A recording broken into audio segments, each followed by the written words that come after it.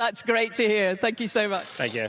Okay, Ryan, we'll just continue on our walk down the grid, if we can, in this beautiful sunshine. But at the moment, I'll just let you get an idea of the track. We've got a track presentation to give you, just to tell you about the track itself and corners, and then we'll come back to me down here on the grid with a few more drivers and teams to talk to. Thank you very much, Diana. Let's have a look at this Paul Ricard circuit then, a 5.8 kilometre length circuit, an option for about 120 different layouts here at Circuit Paul Ricard. Such is the technology centre, but a massively high top speed at the back straight. The Mistral straight, famous in Formula One from the 1970s. The circuit built and opened in 1970 and named after Mr. Paul Ricard, the inventor of the Ricard pastiche.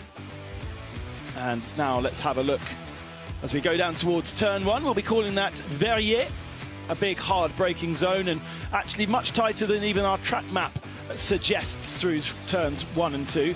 Then it's Hotel Aéroport and Curve du Camp at the far end of the circuit. Got to get a good run through Saint-Barbe, turns 6 and 7, up the first part of the Mistral towards the Nord chicane, which breaks the Mistral straight into 2.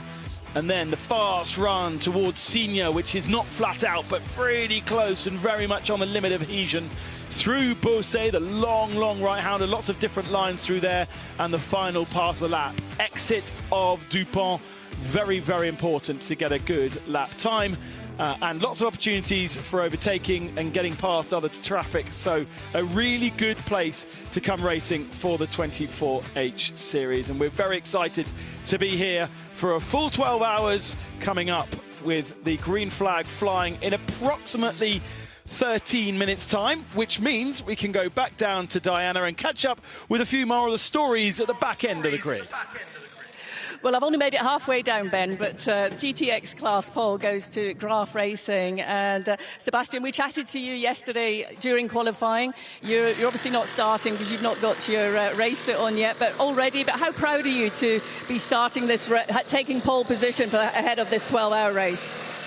Yeah, but it's a good starting position. Now the race is 12 hours, so we got to manage a safe start, I believe. Then gradually we'll go up. We'll see. What's your strategy? Have you got a strategy plan in place that you're comfortable with? Yeah, no, I think we are quite comfortable with the car. So the main issue now it will be whether our car will last 12 hours. So we'll see. We'll have tyre management, and obviously managing traffic will come into play during the race. But I'm guessing you'll be relishing that opportunity. Yes, of course, yeah. But with a set, we'll do 2 stints probably with the same stat. So we'll see. You looking forward to it? Are you looking forward to it? Oh yeah, of course. No. Great experience. No. You got a big smile on your face. Well done for the starting position. Have a great race. So teams are now putting tyres onto the car. I was going to make my way a bit further down to the back of the grid, but the buzzers are going, so I think we need to more or less be leaving the grid any second now. But if I can find anyone else on the way down here, we'll have a chat. But the drivers are now giving themselves into the car. So I'll just stand in the shade bit for just a second and catch my breath. But a great atmosphere down here on the grid. Unfortunately, we couldn't get through all the classes. As you can see, they're quite spread out, and most people keeping in the shade as much as possible. So it'll be that time for me to hand you back to Ben and Simon. Thank you very much, Diana. Down there on a very hot grid. Got about halfway. We do have a couple of cars at the back of the field that we need to cover off stories for because they're not supposed to be there. Obviously, the 2 GT4 cars we'd expect to be at the tail of the field. They are our slowest category. But we then, behind them on the tail of the field, have a GT3 Viper Nissan Mercedes. We have a 992 from RPM Racing, which is our championship leader, of course, and then the 992 of Red Camels Jordan. So some stories to uncover before we go racing. We are going racing in about 11 minutes time, and an opportunity to welcome a new voice to the commentary box, a voice that may be familiar if you've been following motorsport over the last 20 to 30 years. Simon Hill joins us in the commentary box for the majority of the race. We'll have Joe Bradley joining us in the box and on in the pit lane throughout as our super sub, basically. But Simon, welcome to the box. Thank you very much, Ben. Very much looking forward to this. As you've already explained, we've got a superb grid, a very mixed grid in terms of both the quality and quantity of teams and drivers, and going to be such an interesting strategy, as we've heard, and as you mentioned as well, Ben, the temperatures are just increasing as the day goes on. Listening to some of the drivers that we spoke to yesterday, you could really see that in the final part of qualifying, where we have the 3 sections, the fuel loads had gone down. That made a big difference, but obviously you could see the tyre degradation even in a short session of 20 odd laps across the 3 sessions was really starting to hurt. So time management is going to be absolutely crucial. Looking after the cars, you heard a couple of drivers talk on the grid about things like brakes as well. So it's going to be a proper endurance race. The 992 category cars generally are able to do about an hour and 20 as a fuel limit. The GT3 cars tend to pit around the hour mark. We're not going to be seeing the 992 guys double stinting these Michelin tyres. I'm sure of it, but GT3 seems to be a possibility. Yeah, absolutely. And again, just looking at what's happened historically with some of the hotter races that we've had, it is going to very much be car and driver dependent, as we always know, because you get one of the more experienced guys, one of the pros or semi-pros, and they may well be tyre whisperers. They'll be able to max that out. They know the circuit well. They understand how to do that.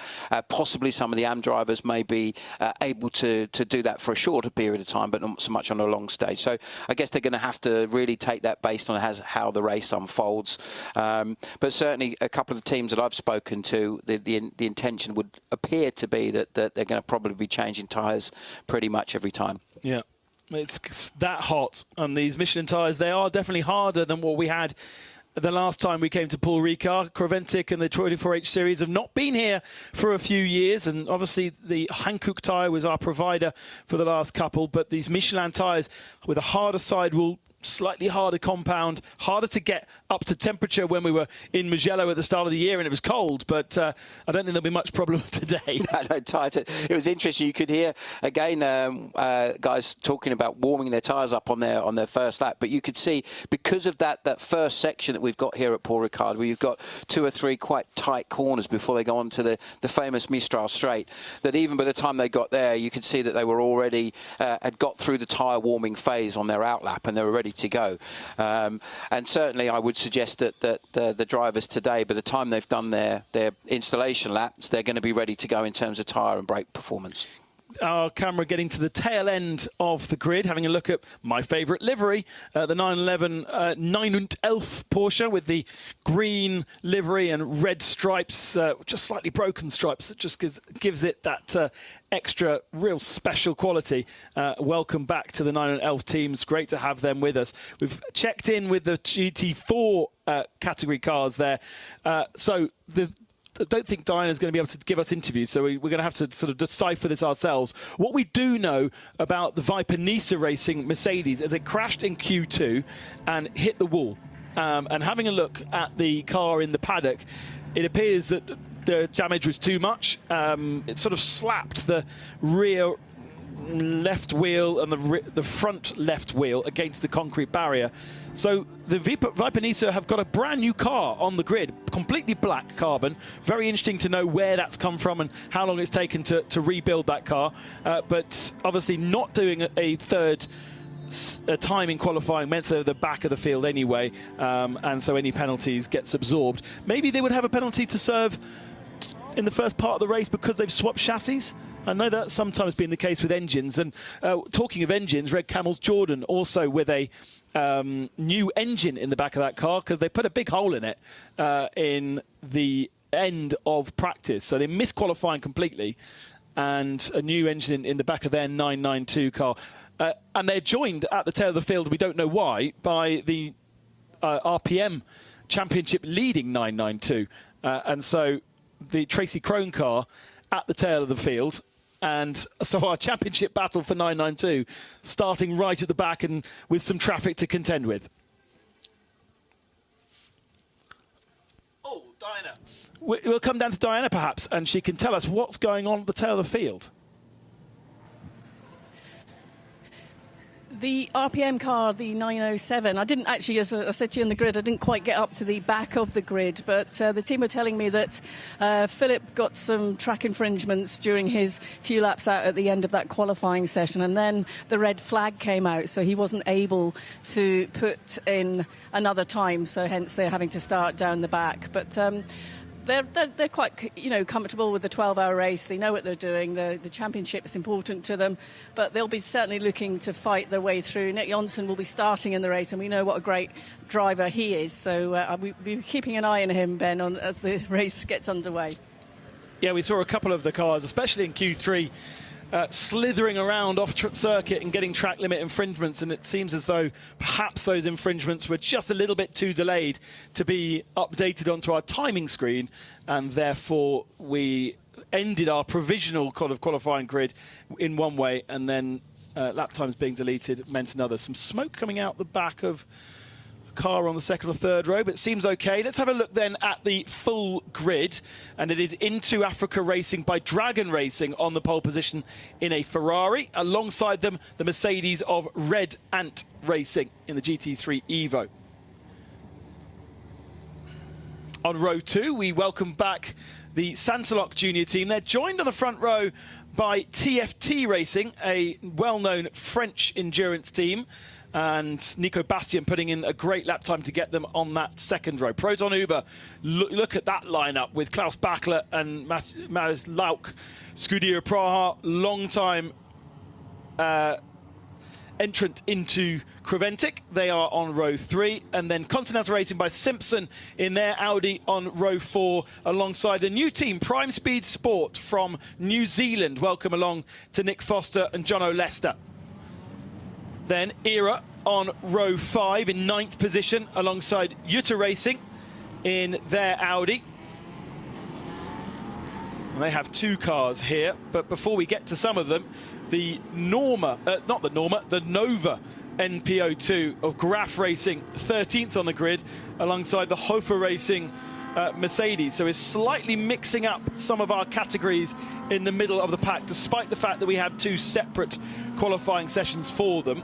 The RD Sainz Lamborghini in 15th, and then we've got 3 Vortex. So the owner of Vortex, Olivia Gomez, is the first of our Vortexes, the 703. That's the orange one.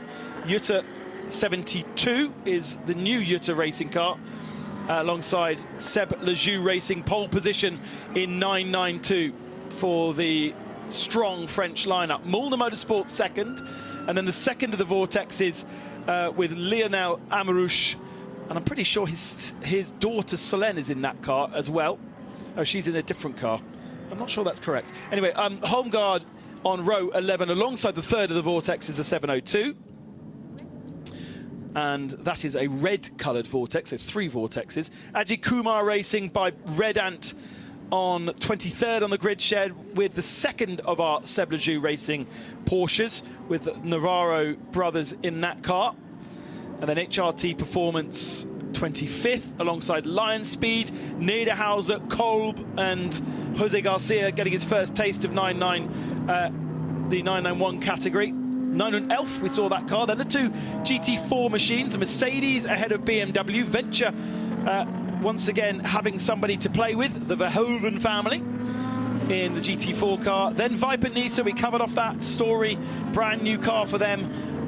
RPM Racing at the tail of the field, alongside the red Camels Jordan 909. And it's Rick who will start that car and be very aggressive, I imagine, over the first couple of laps to get himself up through the pack. He does not want to be delayed by slower 992 cars. And we've got a real mix of amateur drivers and pro drivers starting. Ajith Kumar will start his 992 in 23rd position, but going off the front of the field, Axel Jeffries is in the Ferrari, Kobe de Bruyke is in the Mercedes, Nico Bastien in the TFT Racing Mercedes, Ella Earhart in the Santalok Audi, Manuel Lauk, Josef Kral, and then if we go a bit further down, Nick Johnson will start the RPM 992, and Rick Breukers will start the red Camel Jordan So strong entries at the tail of the field as well. And Patrick Niederhauser, watch out for the Lion Speed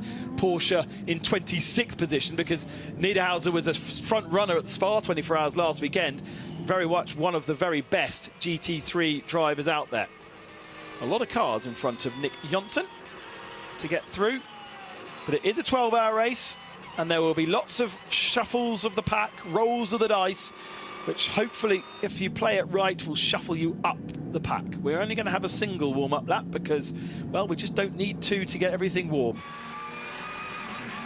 Good to see an electric safety car at the front of the field, the Audi e-tron GT. And coming towards the final tight Virage du Pont to get our 12-hour 24H Series penultimate round here at Paul Ricard underway. The revs begin to rise, the speed begins to build. It's nice and neat between all of our cars, and the green flag flies. We are racing here at Ricard, and it's going to be a nice aggressive start from Kobe de Bruyke in that blue Mercedes, kind of boxing everyone behind, so there's nowhere really to go. Aggressive start from Ella Earhart to get himself up into second position. There's a vortex very wide through turn one. It's quite tight through turns 1 and 2, so clever to keep away from the racetrack completely in the case of the vortex. But it is the Ferrari that leads. Ella Earhart second. Nico Bastian moves up into third position. Kobe de Bruyke actually has dropped down to fourth from second spot, and there's a lot of shuffling of the pack and getting everyone in order, because of course that aggregate qualifying is the aggregate of 3 drivers, but we now just have the single driver in the car. On board with Manuel Lauck, who is crawling over the back of Kobe de Bruyke. He fancies to clear that traffic and move himself forward. Simon. Yeah, Lauck very, very strong, as we know, at the Nürburgring. That's really where he's made his name, but he seems to be very good in traffic as well, something, of course, if you race at the ring, you have to do. In the background, we can see a nice move coming down the inside from the Nova. Thinking maybe he's got that done going into the first part of the chicane.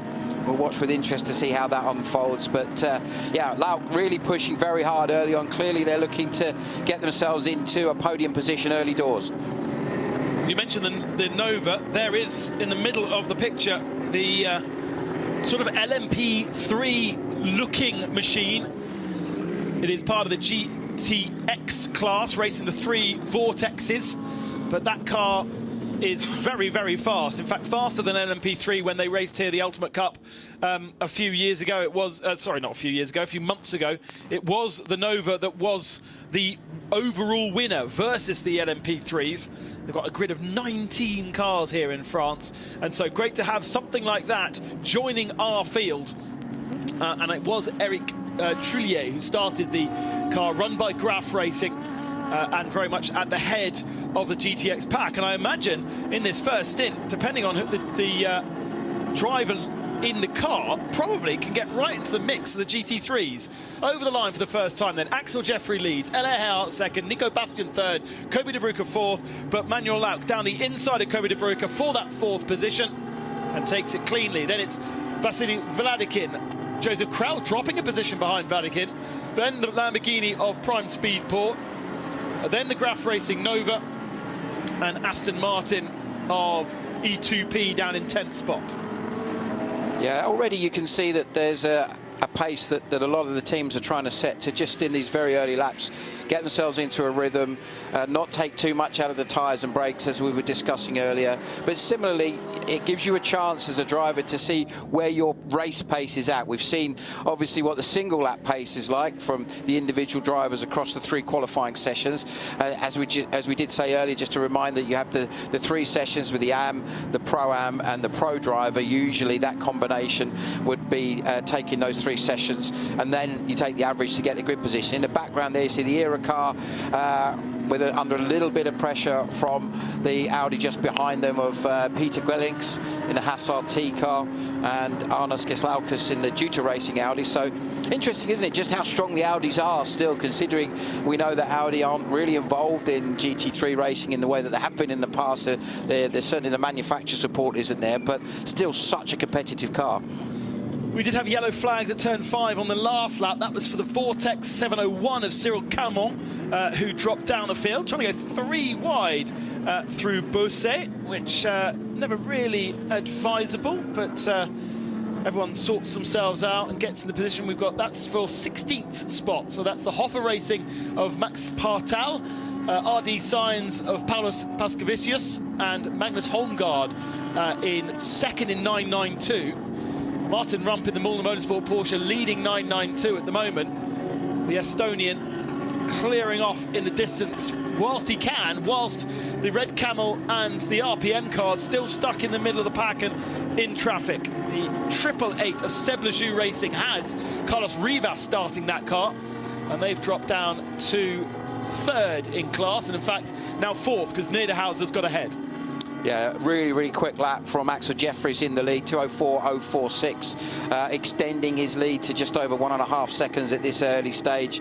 And you know the pace that Jeffries has got. He's such a talented young driver that he, I'm sure, will be doing everything to just get a nice little rhythm going, get himself away from the battling pack behind him. And obviously, if you're ahead and away from the traffic at this stage, you can manage things a little bit better in terms of those tyres and brakes we talked about, but also understand what the sort of clear traffic pace, clear air pace that you've got, which is going to be a factor when you've got such a big grid. We've got 7 in the Pro-Am category in GT3. We've got 6 in the full Am category, and then just a couple, in fact only one full Pro car, which is the Red Ant Racing Mercedes in GT3. So in theory you would expect that their Pro car will take victory because there's only one of them and the driver lineup is rated as such, but because of the way the driver lineups are, and ratings are, really what that affects most of all is the regulations as to the stint length time, the fuel flow rates, and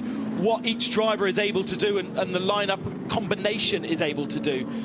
If you're a Pro car, you can do what you like, but if you are Pro-Am and Am, there are other rules to play around, and it gets a bit more complex. Yeah, Kral now looking strong on the back of Vladikin. Joseph Kral, of course, has been such a stalwart and part of the Scuderia Praha organisation.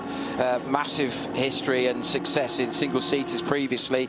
But Kral and that team have just been chipping away steadily over the season. Lots of strong results across all of the events so far this year, and obviously that gives them the position at the head of the championship, and also Kral leading the individual for drivers as well. So going to be very interesting to see how this unfolds. Occasionally we've seen them run 4 drivers, just the 3 drivers this weekend, and certainly in Vasek you've got a very strong second driver alongside Kral. And interesting to see the 3 Ferraris that we've got in the race. Obviously the Scuderia Praha car, the leading car of Into Africa by Dragon, and the Era Motorsport car. Very interesting mixture of drivers and approaches to those races. You've got some real genuine pros and genuine Ams in all those cars. Certainly the Era car, you've got Dwight Merriman, who has been very successful in the States, for example, racing in LMP2, taking success at Daytona in the past with Era Motorsport. But for Dwight, this is his first ever program racing in Europe. So him and, of course, the driver that's in the car at the moment, Andreas Lascarotos. Andreas and Dwight actually go back many years, business associates and good friends. They've raced in the Asian Le Mans Series successfully together in the past. And this is actually Andreas' first race for 3 years, and it's his first race this year. And at the moment, because of his busy business schedule, it's likely to be his only one. So 3 different approaches for those teams. And just looking back at the timing screen there, notice that Jeffrey's gone even quicker into the 203s, 203.468. Ilya Earhart also in the 203s, 816. But the gap now up to almost 2 seconds at the head of the pack. Progress being made here by the Lion Speed Porsche. So Patrick Niederhauser aboard that car, and he's now up to 18th position. So either clearing or towing the Viper Nisa of Dominic Ang, who's right behind him. Now, in theory, that Mercedes should be faster than the 992, and he does look like he's sort of crawling all over the back of it, but there are certain parts of the circuit where a 992 is better to have than a GT3 car. Yeah, certainly you've seen it where we've had the mixed qualifying sessions with the 992s and the GT3s out. Didn't happen yesterday. The GT3s were in a session all on their own. And that you'll find that certain parts of the circuit, certainly when it's been damp, we've had obviously a couple of races this year that have been that a very well-driven 992, it's an incredibly tough thing to overtake, even with some of the top drivers in GT3. So it's such a well-sorted car, isn't it? It's driver-friendly in lots of ways, but when you talk to the guys that have raced both GT4 and 992s, that they would say that the GT4 is arguably an easier car to drive because it has drive rates, it has ABS, it has traction control, paddle shifts, etc.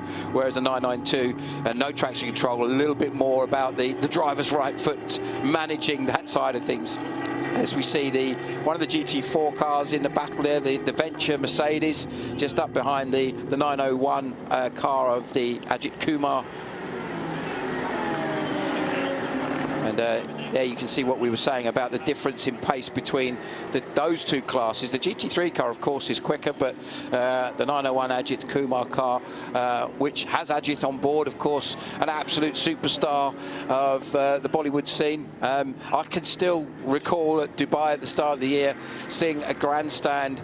I've never seen a grandstand so enthusiastic as I saw in Dubai for the Ajith Kumar fan club that were there.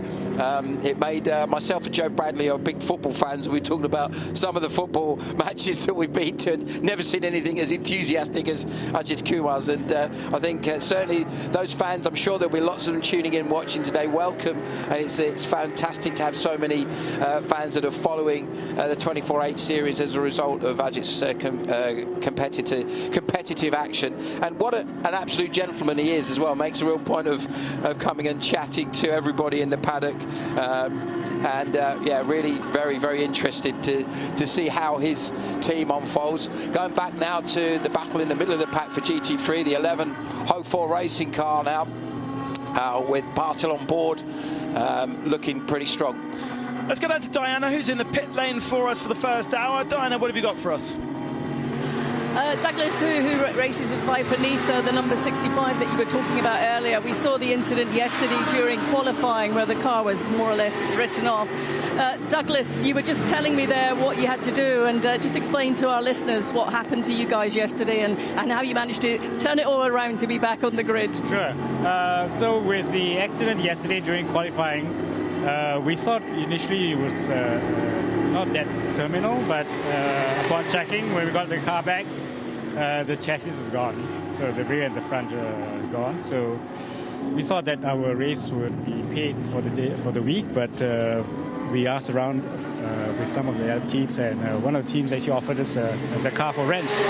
So we took it, and fortunately they had testing the day that we were testing, so we knew that the car runs well. It was doing good timing, so yeah, we struck a deal, and we're now racing with their car. Unfortunately, the livery, we don't have enough tickets for the livery, but yeah, just watch out for the black car, black Mercedes AMG. Yeah, we've noted that. Ben and Simon were talking about it earlier, so we're having to adjust our mind. You know, we've got your usual visual car there, but great to see so much teamwork come together, and I guess the guys in the team have worked hard to turn this around for you. Yeah, during the practice, we actually had to change the gearbox as well, so it was a long night for the boys, and then last night was also long because yeah, we had to prep the car, but it's good.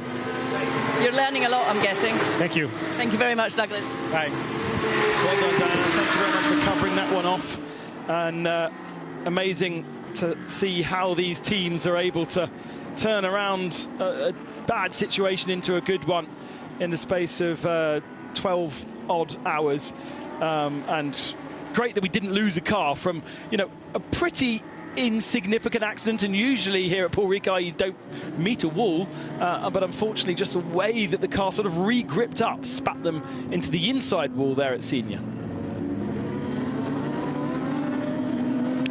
Let's have a look at the start replay once again. We've already got a penalty up on the board for the Vortex 703.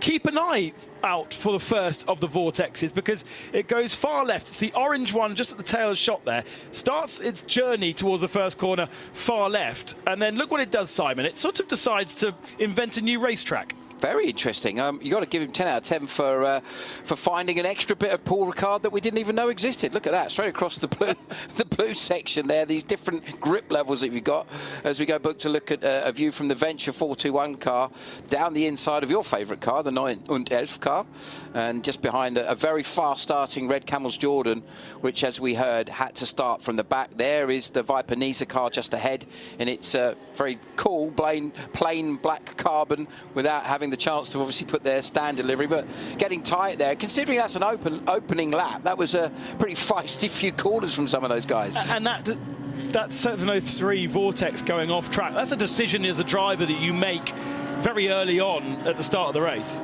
I would think so. I mean, it didn't look like he was reacting to someone, you know, moving across in front of him. It looks like, well, okay, let's go over here and see what we can achieve. And unfortunately, what seems to have been achieved is a penalty in this instance. As we look at our race leader, Axel Jeffries, in a wonderful rhythm now, up to just over 3 seconds is his gap now. And I would expect to see Jeffries, probably his game plan, or the team's game plan, is to get Jeffries ahead as far as possible, get him into a nice gap. That then allows them to manage their strategy for fuel and tyres. Obviously, we have to allow for the highly likely possibility at some point of a code 60. And of course, the regulations for the 24H series in terms of neutralising the race, different to some other endurance race series that we might be regularly watching where they have a safety car, which obviously closes the pack up. A code 60, as you know, of course, neutralises the race. As the code 60 suggests, they're limited to 60 kilometres, and then you basically hold position, so you don't gain or lose in terms of your track space, which can be a great thing if you're ahead. The great thing about Paul Ricard, though, is if you have an innocuous little spin or run off the circuit here, it's not like Mugello, it's not like Spa, where now it's gravel traps, and it's as soon as a car's in a gravel trap, we need a code 60. Here, they are able to sort of recover themselves without the need of neutralisation. So I imagine that this 12-hour race is going to run relatively uninterrupted, unless there's a car expired on circuit, actually stopped and needs to be recovered in some way. Any kind of little mistake and spin, and I'm sure we'll see a lot of them. In fact, we saw a Vortex going round at turn 5 there on lap 1. They can recover themselves and we don't have to worry too much. So I don't think we're going to be setting records for the amount of code 60s that we see today. I'd touch wood anyway. Let's hope not. Let's hope not. Great battle here for second place that we're starting to see unfold, with Elia Earhart now under pressure from Nico Bastian. The TFT Racing, in fact, both of these teams we haven't seen in the 24H series of late, but superbly successful, of course, across the various different GT programs. And Earhart, of course, the driver with a lot of success racing in the ADAC GT series. Nico Bastian, we know from various different championships globally. So two very high quality drivers in two very good teams. Yeah, absolutely. And great to welcome both of those teams to us this weekend, and two very, very strong drivers out on track. Diana's in the pits. What have you got for us, Diana? We were talking at the start of the race, obviously, about two teams that are at the back, the RPM team and Red Camel Jordan's. Ivo Broikers is with me now, because we were just talking, Ivo, as to why you were at the back. We know that there was an engine issue yesterday, which meant you qualified at the back, but you guys have worked pretty hard, haven't you, to get that car on the grid? Well, actually, they were quite relaxed to replace the engine. We had an engine issue making us missing the qualifying. But we were quite relaxed to have a good engine, and also we knew that we had a small celebration after the engine change, because our chief mechanic Rob Kurijnen is 25 years racing with us, so we decided to throw a little party, and we had a very good and nice barbecue at the back of the garage. And yeah, we now have the new engine inside. Rick is making good progress. As I'm not mistaken, he's now P3. Car is working fine. The race is long. We look after the drivers. They not get hydrated. Yeah, hydrated. So yeah, but let's see from there. What does the team have to do when you've had to change the engine? You're starting at the back. What's the procedure for you during those first few laps? What's most important? Our procedure in the pit box is telling Rick to be very modest and safe. Because he's always pushing, and we are always with a heartbeat higher than his. So it's always risky, and we are happy we survived the first few laps. We make a lot of ground, and yeah, it's looking good so far. But the procedure is keeping the car in one piece and yeah, being a little bit careful. But it's difficult, I know. If you put your helmet on, you forget all the things you discussed before, and you only want to go forward. Are you looking forward to getting behind the wheel? Yes, absolutely, even though it's quite hot. To be honest, in my laps I felt pretty okay. I don't know if I do a longer stint, but I'm just taking how it comes and see how I get out of the car. Thank you. You're welcome.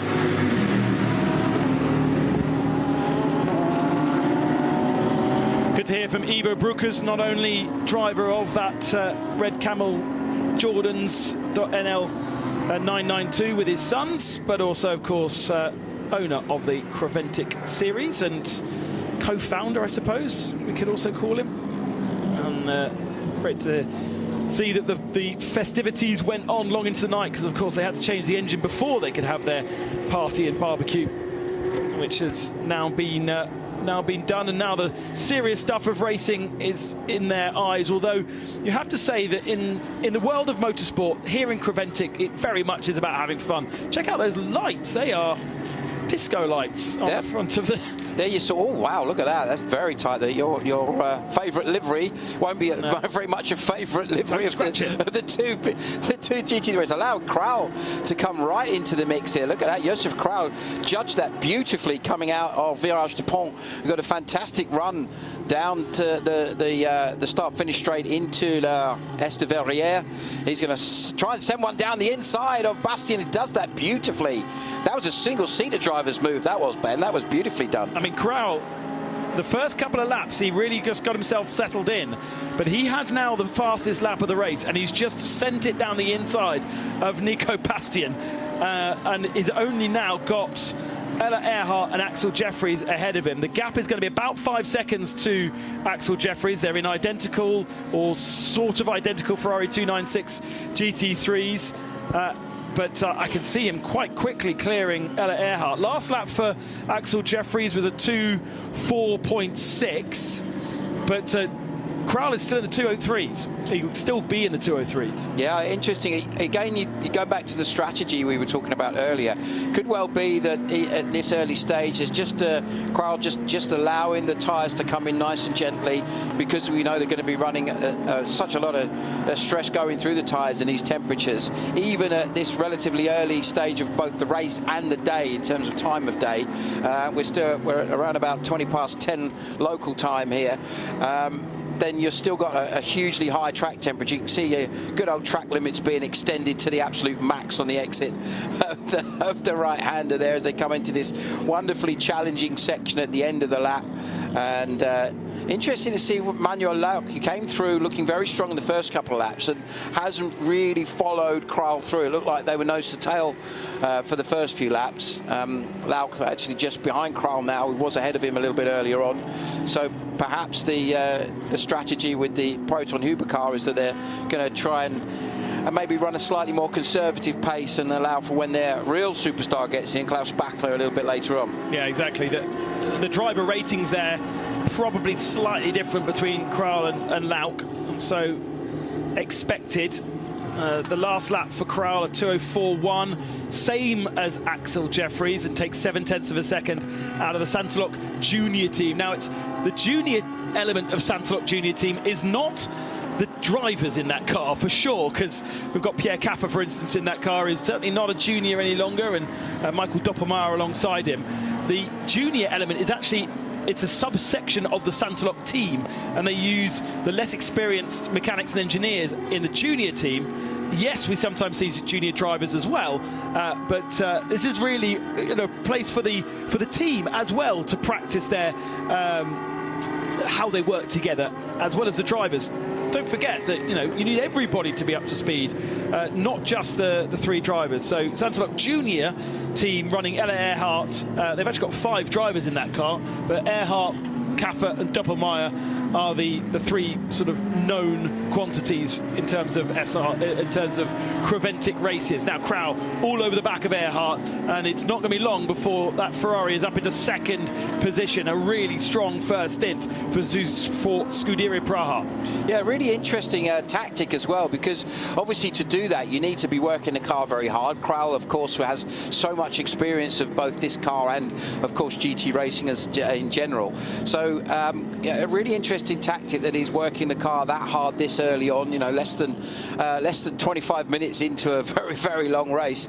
But maybe that's their tactic, is that he is their star driver. Obviously Dennis Vasic is pretty quick, but Král, of course, with the race experience he's had, not just in GTs, but of course as a single-seater driver, came through the ranks in Formula BMW, then up into GP2 as it used to be called back in the day, a race winner in that series, and then into A1GP amongst other things. So Král, one of the top Czech drivers of his generation, if not arguably the top Czech driver. We have some great drivers coming through that A1GP series, guys like Thomas Enger that are probably the best known of that. So there's a very strong depth of quality of drivers and teams. Of course, we saw teams like ISR that ran in the World Series for many years with the Czech involvement there. So Král, really probably the best known of that bunch, who's still currently racing at top level.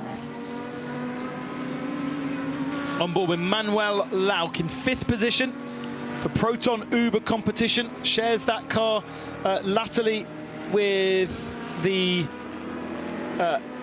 just trying to remember the lineup. Why does the website only have half of the cars? Okay, brilliant. Yes. I mean, Backler is the obvious guy, isn't he? He's the real superstar. But yeah, I mean, certainly when you look at how strong the Porsche has been as well. Just chatting to Ryan Diel yesterday about how qualifying had gone, and he said, yeah, obviously the other 2 Ferraris are super strong. They went about setting out the era car as we look at the 992 category once again. And that must be now our new leader, Patrick Niederhauser. So he's got ahead of Martin Rump and cleared off 6 seconds up the road. So much like they're trying to do with this Ferrari of Scuderia Praha, that need to maximise the usage of their pro driver. And at Lion Speed, it's Patrick Niederhauser, the pro driver at that car. Yes, they still have some pretty good talent in the car with regards to Patrick Kolb, who's a semi-pro, but Jose Garcia, lots of experience in racing, but not very much experience, or no experience in 992, and so it's going to be hard work for him. So maximise Niederhauser, get a gap, and then know that gap will reduce once Jose Garcia gets in the car, or in the relation to Scuderia Praha when Miroslav Weibo gets into this car. Oh, that was close. A little bit late there from Joseph Král down the inside of turn 1. Yeah, and again, you can just sense that there is that obvious advantage that Král has got on pace. You see those disco lights as you put them bed on the front of that RT. Maybe it's like a Nürburgring thing. That's what it is. When you go to the Nürburgring, you've just come off the back of, how many is it? 3 24-hour races? All three of the big ones. And look at that. Král judging that beautifully, using the traffic to his advantage. What a wonderful move from Josef Král there. Just beautifully timed that, and it's allowed him to get ahead of Earhart. Earhart was really caught on the back foot there. Running very wide there is Manuel Lauck on the exit of the Mistral corner. They're leaning onto the back straight, really all 4 wheels off there. But Earhart's not giving this up. He's instantly back on the attack, trying to get back past Král early on, but having that also challenging scenario that drivers hate, where you're trying to attack and defend at the same time, as Bastian can see the possible advantages. Allowed Lauck, maybe with a little bit of help from the judicious use or otherwise of track limits, coming onto the back straight.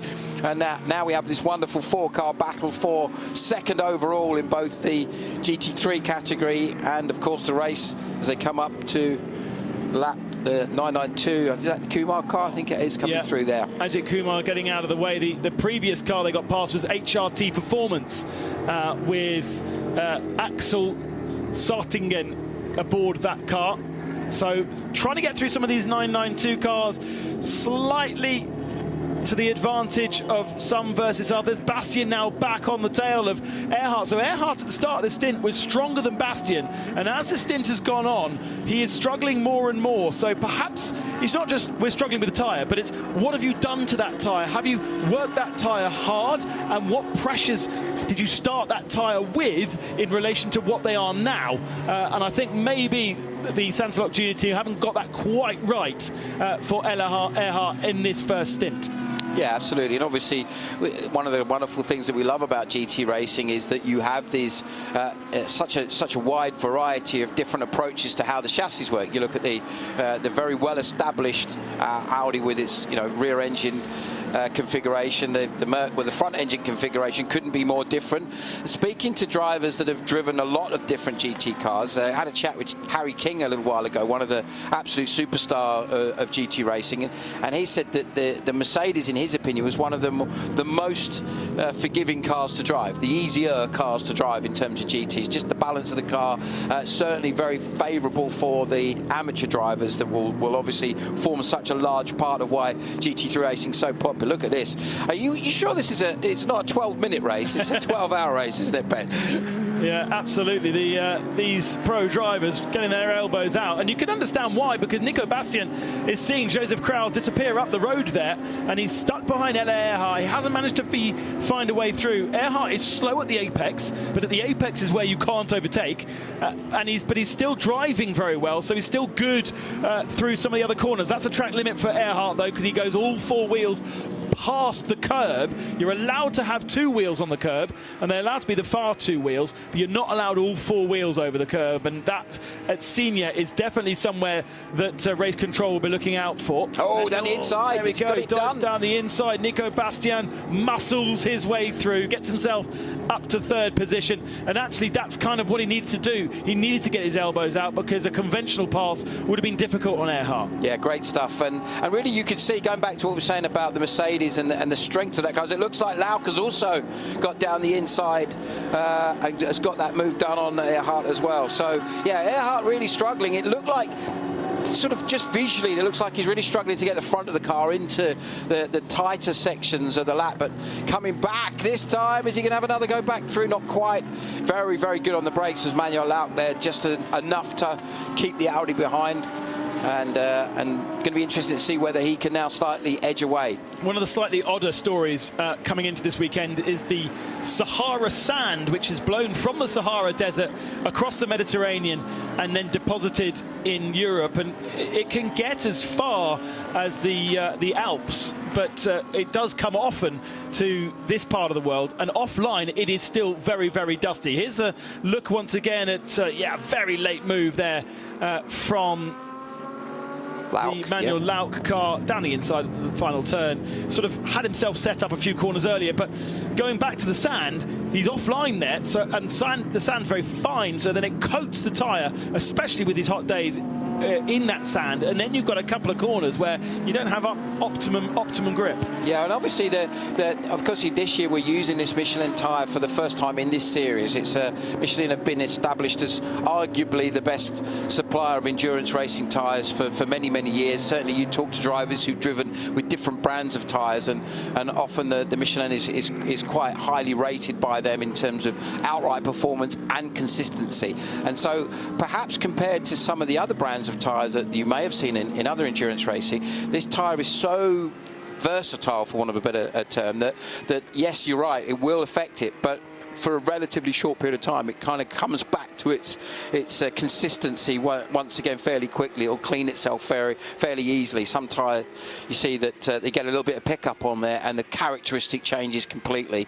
And then what's also noticeable, and you've certainly seen this when you look at some of the races we've had so far this year where it has been slightly warmer, is that the drop-off compared to, again, some previous brands that we've seen there is relatively low. It's once the initial performance has gone, as with any new racing tyre, You've got your first sort of, let's call it, qualifying performance, and after that it looks like it stays fairly constant, which is hugely important for the drivers, especially as you're going to get situations where you'll see drivers, probably the pro drivers in a lot of cases, double stinting, doing another run. Kraus setting the fastest sector 1, 0.3 of a second quicker than the leading driver Axel Jeffries. Max Partel losing a position there to Paulius Pascavicius in 13th spot. Also Dominic Ang on the tail of that, and in fact here coming back at him, Max Partel. Look to the right, cameraman, there he is, off the track, in the dirt, down the inside. Now there's a GT4 car there too to get in the way of things, and Pascavicius has got that move done. And has Dominic Ang got through? No, he hasn't. So we've got to get used to the Viper Nisa Racing Mercedes being all black for this race, and now dives down the inside. But it's been a good opening stint from the man who crashed the car. Dominic Ang was aboard that car when he put it in the wall, but he's put that behind him and got himself focused, and obviously the car working well. So they're up to 15th spot. They're on the tail of the GT3 category. In fact, they're ahead of Era Motorsport, who is last in GT3 right now. And they're still squabbling, still getting tripped up in traffic as well. And in fact, this is Max Partel coming back at the Mercedes, comes across to make sure there's no Porsche in the way, and there isn't. There's a GT4 Porsche Mercedes behind, and the 992 Porsche of HRT there as well. Yeah, nicely done.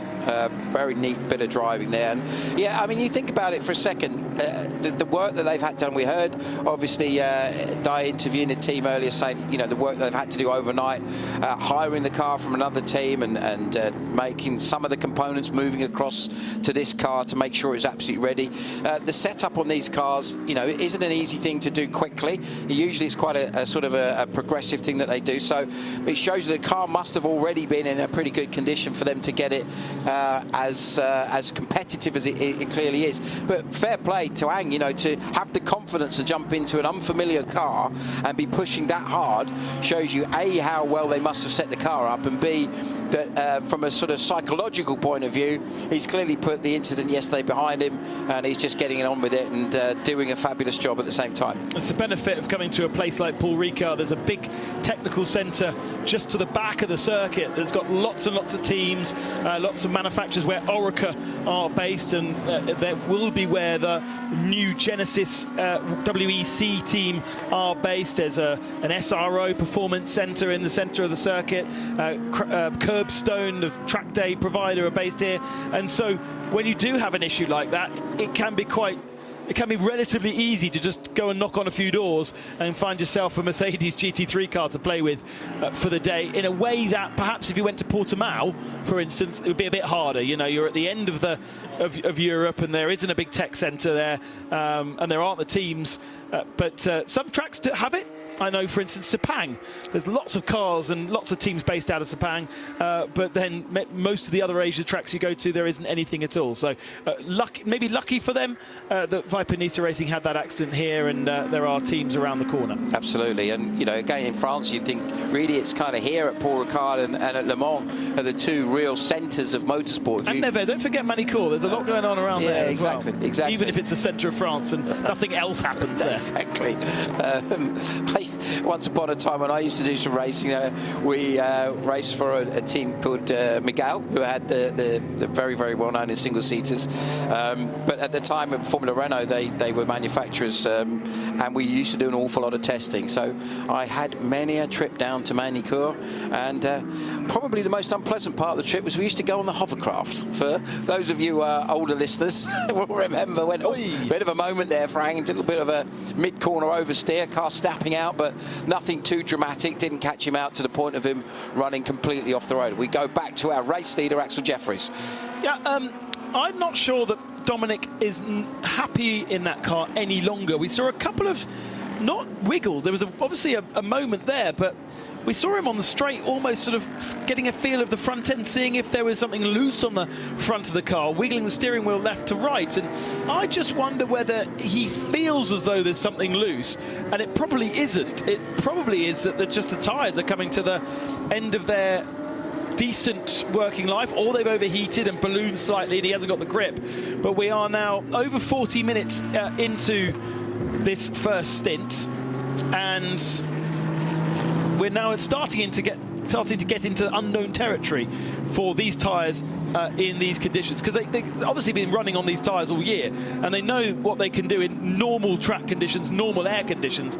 They don't have a clue what they're going to do with 60 degrees track temperature and 35 degrees air. We're not quite there yet, but it won't be long before those are our figures for the track conditions for the tyres to deal with, and then the air conditioning for the driver to deal with. Yeah, absolutely. So just thinking about from a tactics point of view, what we would expect to see for the GT3 cars is probably around about an hour if we run without any Code 60s before we start to see fuel stops. A little bit longer for the GT2 cars, and potentially GT4s will be about the same as GT3s. So with that in mind, we're obviously around about 40 minutes into this first part of the race, as in the early stage of the race. As Ben's explained earlier, a few times this year we've had races, the 12-hour races split across 2 days, so we'd have like a 7 and a 5 hours on day 1 and day 2. Certainly for Misano and Spa that was the case. Most recently at for Mugello and Spa, most recently at Misano we had a straight 12 hours we're having here. And whilst that doesn't technically change the tactics, because it's still the same amount of racing that we do, it certainly gives them a chance to refocus in between and think about how they're going to run the second part of the race, as we take a moment to look at our leader in the GTX class, Trouillet, in that very, very unusual looking Nova. It's so quick yesterday. Really impressed with the level of performance that they had from that car. And you know, looking at him running 13th overall ahead of what, 3 or 4 of the GT3 cars shows that he's doing a fabulous job, and the car is clearly very strong in these conditions. Ford Coyote V8 in the back of that, producing about 550 brake horsepower, and actually being given 100 extra kilos here to try and bring it closer to the Vortex, because it was so performant when it raced here in Ultimate Cup at the start of the year. As I said, they've 19 in the Ultimate Cup field, and they have their one-make race series where 2 drivers share over a 4-hour race. But it was this car that was the ultimate winner over an LMP3 car. So actually ends up being a sort of faster, more performant machine. So then to try and balance it in a Creventic race, a difficult task for those in the technical room, and they are a decent chunk ahead of the Vortex. But actually, I say a decent chunk, only about 16, 17 seconds ahead of Oliver Gomez in the leading Vortex. The other 2 have had issues. The other 2 have spun. Cyril Calmont and Philippe Bourrel are down in 26th and 28th. We have had a change of pit reporter, and Joe Bradley welcomes us for the first time. He can give us a little bit more detail on the Nova. Yeah, it's a car that's kind of certainly sprung our interest, isn't it? And the Nova that is out there at the moment, Graf Racing is running. It's in the GTX class, it's car 709. It looks like an LMP3 car, and we've been speculating, but this gentleman here, Sebastian Page, is going to perhaps shed more light on it. So, Sebastian, it's very much looks like a Le Mans prototype. I know it's not quite a Le Mans prototype. Could you explain a little bit about the Nova and the car that you've brought here to Paul Ricard? Okay, so yeah, it is quite similar. Step out here because my microphone needs stretching. Now it's quite similar to LMP3. Yeah, it's you know, the main difference. It's the weight of the car. It's lighter than LMP3. It weighs about, you know, between 650 and 700 kilo compared to LMP3, which will be doing around 850, something like that, 850. You know, that's a difference. The other difference, it's still a V8 engine, but obviously not the same engine, but still a V8 engine, which is a 4-liter Ford V8 engine, turbocharged. Then the maximum power you can get out of these engines is 450. That's what we are using when we're doing, for example, the Ultimate Cup Series. But now to bring the car to allow a performance to be able to participate to this championship, then we had to bring down the power of the engine down to 390 for 400 kilo. Then we had to take, the upper part of the rear wing also, to take it away, to make the car with a lower downforce. Also, all the floppy at the front, we have to take them away. So basically, for example, on this track, the car is probably losing about 6 seconds compared to if we were in a real setup of the car. Yeah. So by my calculation, 6 seconds would have put you at the front of this field. It would put you at the very front ahead of the GT3 cars, I think. Yeah, that was a problem. That would have been a great problem to have. Exactly. Yeah, because I mean, the pro driver on this car, the best lap is probably 157, 158. Oh, wow. So that would have been way ahead of the GT3s, yeah. Yeah, I mean, for example, a difference when we're taking Xenia, when we've got the rear wing and everything, then we can nearly take Xenia flat down. Whereas now we've got to completely lift, and weight and all that. So we can see that the car doesn't have the same, downforce. Then, there's a big difference in that. We've got obviously, 50 brake horsepower less also. But still, it's still a very nice car to drive as it is now. That was what I was going to say, Sebastian. Is it still a great car to race? It's a different car, but still pleasant to drive. Yeah. No, we're very enjoying it. Yeah. When you say pleasant to drive, is it easier to drive, or does the lack of downforce make it a little bit tricky? No, because I mean they did very good work on the mechanic setting of the car, because we did not have the same force. So it's more like driving in a GT, for the downforce, and that's more that kind of feeling. The main difference also compared to a GT between a GT3 or even GT4, so we don't have any ABS on this car. So we've got to be we can lock the wheels in the front wheels, so we've got to be careful. We've got to use the aggressive braking, so that's also the big difference. Yeah. What I need you to do is go away and get more of these Novas to come to the 24H series, and maybe 10 cars would be great to see. Yeah, exactly. I mean, this is the idea and the strategy. I mean, we are the first team. We work with Nova, with the manufacturer, to adjust the car to be able to to have still a good car to drive, but to be able to participate to this event. And I think that all our competitors in other category are today watching us on this race to see what it is, what it feels like. But I think that it's a very positive. So far it's been very positive. Yeah. Well, we've been very positive.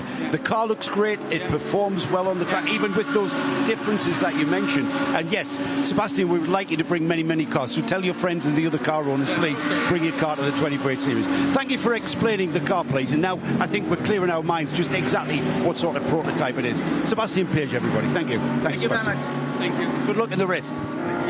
Great interview there from Joe Bradley. Thank you very much. And Sebastian Page, who we were speculating about how to say his second name yesterday. It's very much Page by the sounds of things. And great to have Graf with us. Obviously, Graf being the team that are running the car, but Nova, the manufacturer of the car, based out of... I can't remember where the Nova is manufactured now, but it obviously is in France. I think it was up near Manicourt, and there it is. And now side by side with the Vortex, in which it shares the category GTX, but amazing the amount of difference that car is to the car in the Ultimate Cup to be able to be competitive and enter here. It's down in Po, sorry, down on the very south coast. Obviously Po with its famous street track, but also has a track in the mountains above the city of Po, where there is a techno park, and possibly where the Nova therefore is built. Nova also shares a relationship with Norma, because the Nova as a company is part owned by the Norma owner's daughter, Camille. So there you go. Norma's not a fantastic name for a car. Lola's much prettier. I might be biased, but Nova's better. Norma's not. So yeah, interesting conversation. That car sounds like it must be an absolute weapon when it's in, let's call it full mode. You know, as we were hearing there, if you run with the extra section on the wing, if they're allowed to turn the engine back up, a V8 turbo with 450 brake and with that sort of weight, it's just a sensational bit of kit. And yeah, as our friend Joe was asking, you know, let's get a load of these cars here because they're fabulous things, aren't they? They really are. And it just makes, what I love about this championship, I think go back to the early days of when we used to call it Creventic, and you had the Dubai 24 hours with such a wide variety of everything from the real fast GT3, GT4 cars down to things like Renault Clios and all kinds of different stuff racing. So it's that variety is the spice of life of this wonderful mixture of cars, drivers and teams. And of course, very different sort of mixture, but a mixture nevertheless. Talking of which, we go to our GT4 leader, Matthew George, the stalwarts of the series this year in GT4 Venture Racing. Yeah, and they are well clear of the BMW of Hannover Racing. In fact, they could well be. I think there might have been a problem for Hannover. It could be one for Joe Bradley to go and dig around, because Hannover are at least a lap behind, although they have not registered yet to have been in the pits.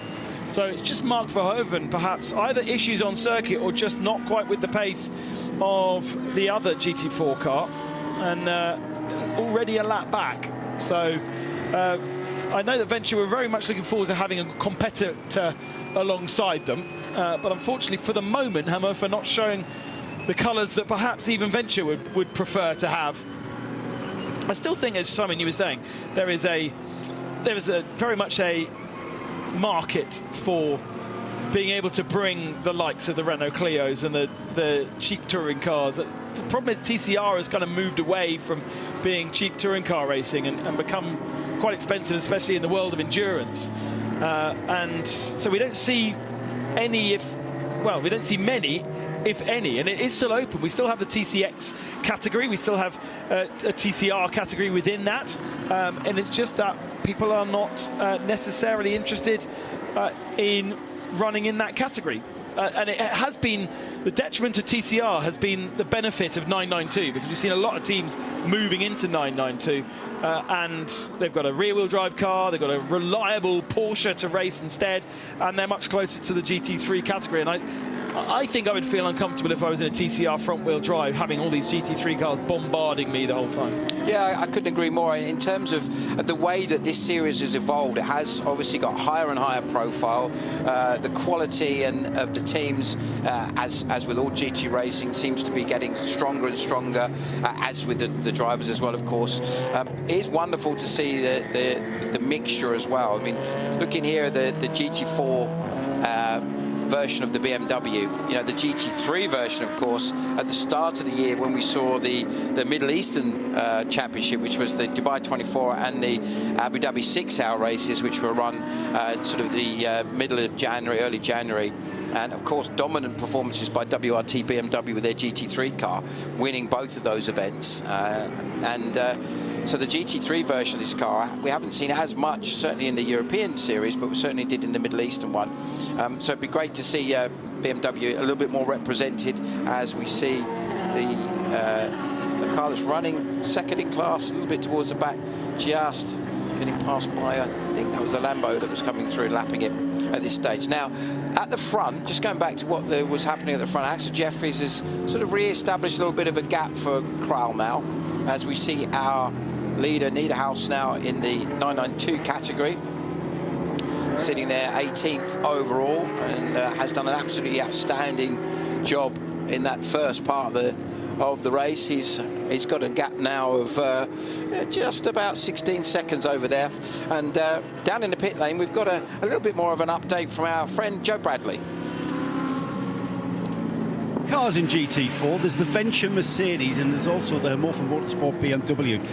Two cars, one more than we had at Misano for round 3. Hannover, I've just gone in there expressing my concern as to why the car's dropping back. they're easing themselves into this race. They're just easing themselves in. They haven't had a problem. There aren't any problems. The car hasn't stopped. It's just easing itself into the race. And the team looking very relaxed, very in awe. You know, they're just taking their time.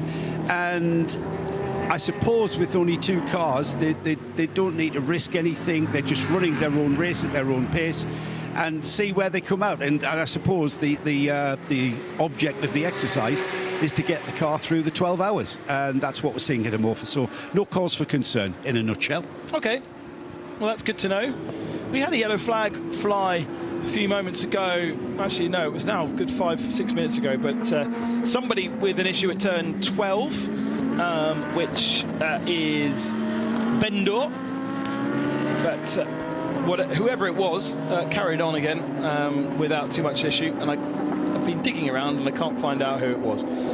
So a spin and a continue, and I think that's what we're going to be seeing for the majority of this 12-hour straight-through race. Right, whilst we get into the nits and gritty and everything starts to slightly settle down, let me just run you through how the different classes work with regards to driver time, because get a pen and paper out and make notes.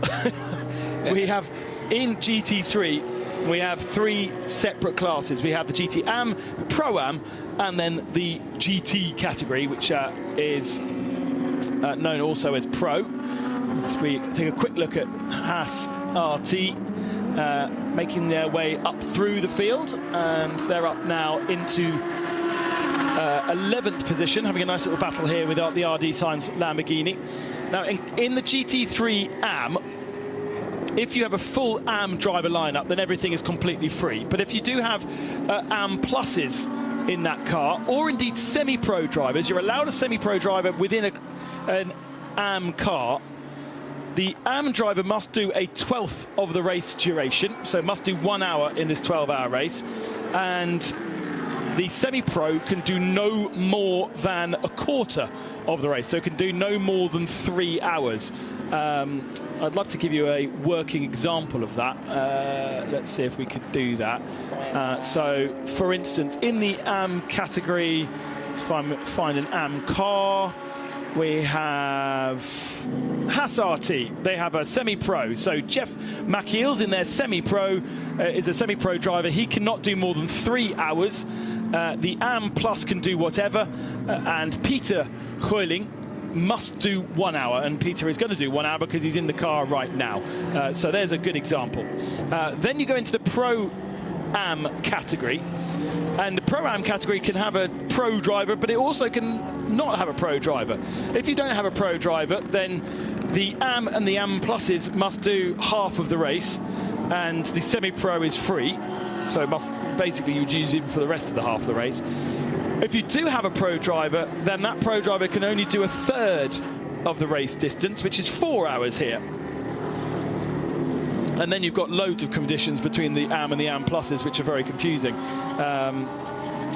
The Am and Am Plus combined must do a half a race distance, and the Am drivers must do 1 hour. So if you've got an Am, he must do 1 hour, and the Am and the Am Plus must do half the race distance in comparison to the Pro. So I'll give you a good example of that is the Era Motorsport. Yeah. So you have Ryan Diel as a pro, Jake Hill as a semi-pro. Right. And then you have Andreas Lascaratos, who's an Am Plus, and Dwight Merriman, who's an Am. So you've literally got all 4 of the different categories that you could potentially run. And you would argue that perhaps the most advantageous driver in that group is going to be Jake, because he has no drive time limit as a semi-pro. And performance-wise, in this instance, is the same level, and in some cases slightly quicker than Ryan Diel, depending on the context. So you would want to optimise Ryan's time. Ryan's is a 4-hour time, as you've explained there. Jake could run longer, but then you've got to use a combination of Dwight and Andreas for half the race. So they've got to do 6 hours. They've got to do 6 hours. So Andreas in the car at the moment obviously will have been coming up now. We're just pretty much on the first hour. I would suggest they're going to be probably looking at either keeping him in for another stint or possibly putting Dwight in. I know certainly in that case that Jake's going to be jumping in as the third of the fourth drivers there. But that's where you're going to really start to see things play out. You've got a situation in that team where they're running their, they're slower drivers at the start, and then they will significantly get quicker as the race unfolds. So whereas you've got the opposite approach with some of the teams at the front here, Jeffries, Kraull, Bastian certainly are the quickest drivers in those three cars. Lauk, not as quick as Bachler. And then I guess you'd say Kobe De Bruyker is of that's an interesting car, the Red Ant car, coming down to Kobe De Bruyker, who's sitting there at 7th, because they're probably the most consistent drivers across the pairings, or the groupings rather. That all those drivers are a similar sort of pace. And they are considered as a pro class car with all semi-pro drivers. So they don't have a pro driver, and that means that basically they're free to do whatever they like. There is no regulations. If they had a pro driver in that car, then the pro driver could not do any more than half of the race. Yeah, just quickly, Ben, I think the Simpson car just behind the Manuel Lauk car that just came through had a little bit of a wobble there and run wide. I don't think it was a major problem, but that car certainly looks like it's just, I think it may have been a change of position there that we might have missed there. Lauk getting ahead of Vladikin, moving up to 4th. I mean, Vladikin's done a great job to be where he is, to be honest. 20 seconds off Axel Jeffries. And finally, we start seeing the first of our pit visitors. So Mika Panu is not that car, because that's an Audi, and Mika Panu is in a Lamborghini. But Prime Speed Sport at the front of shot, getting themselves ready. The fueling station is at the start of pit lane. They come through that, then they come into the normal pit lane. In total, it's 1.2 kilometers in length at 40 kilometers an hour. So a pit stop costs you a lot. We are seeing the Audi there of Jutta Racing, Amir Naran, coming out of the pits, and they have done a full 4-minute stop with a 40-second stationary period in the pits. So that is how much you're going to lose. 2 laps around to make a pit stop.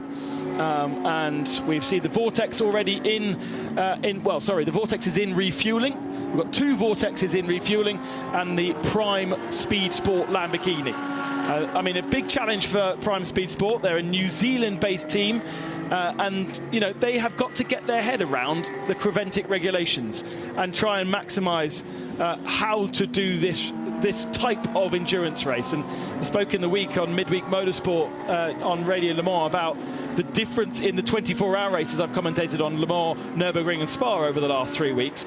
They all require different things of you to win those races. Well, come to a Creventic race and you need to take off one head and put a new one on, because the rules and regulations really are so specific to this championship.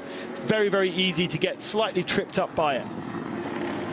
Yeah, very much so, as we are back to seeing that Red Ant car. I love that sort of, let's call it, dare I say it, kind of matte Red Bull style livery that they've got on that car. Looks really cool.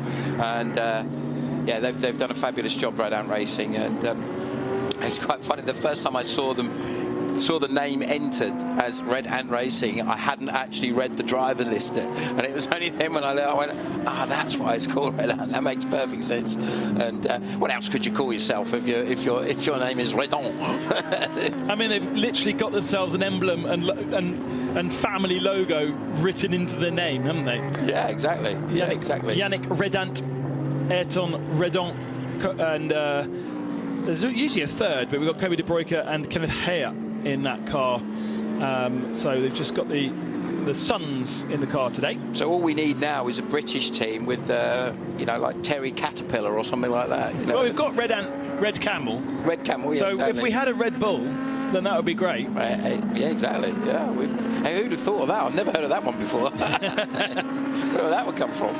But so we go look at the mid-pack there, starting to get a little bit more spread out, as you'd expect. Our racer, in comes our leader from the GTX class. Sorry, no, that's not. It's a 702 car that's coming in. Burrell, my apologies. So all 3 Vortexes have now either visited the pits or are in the pits, which is a bit of a disappointment in comparison to the 4th of the GTX cars, because you would hope that the Nova would be equal in terms of fuel distance, but unfortunately it's like the Vortexes all need servicing.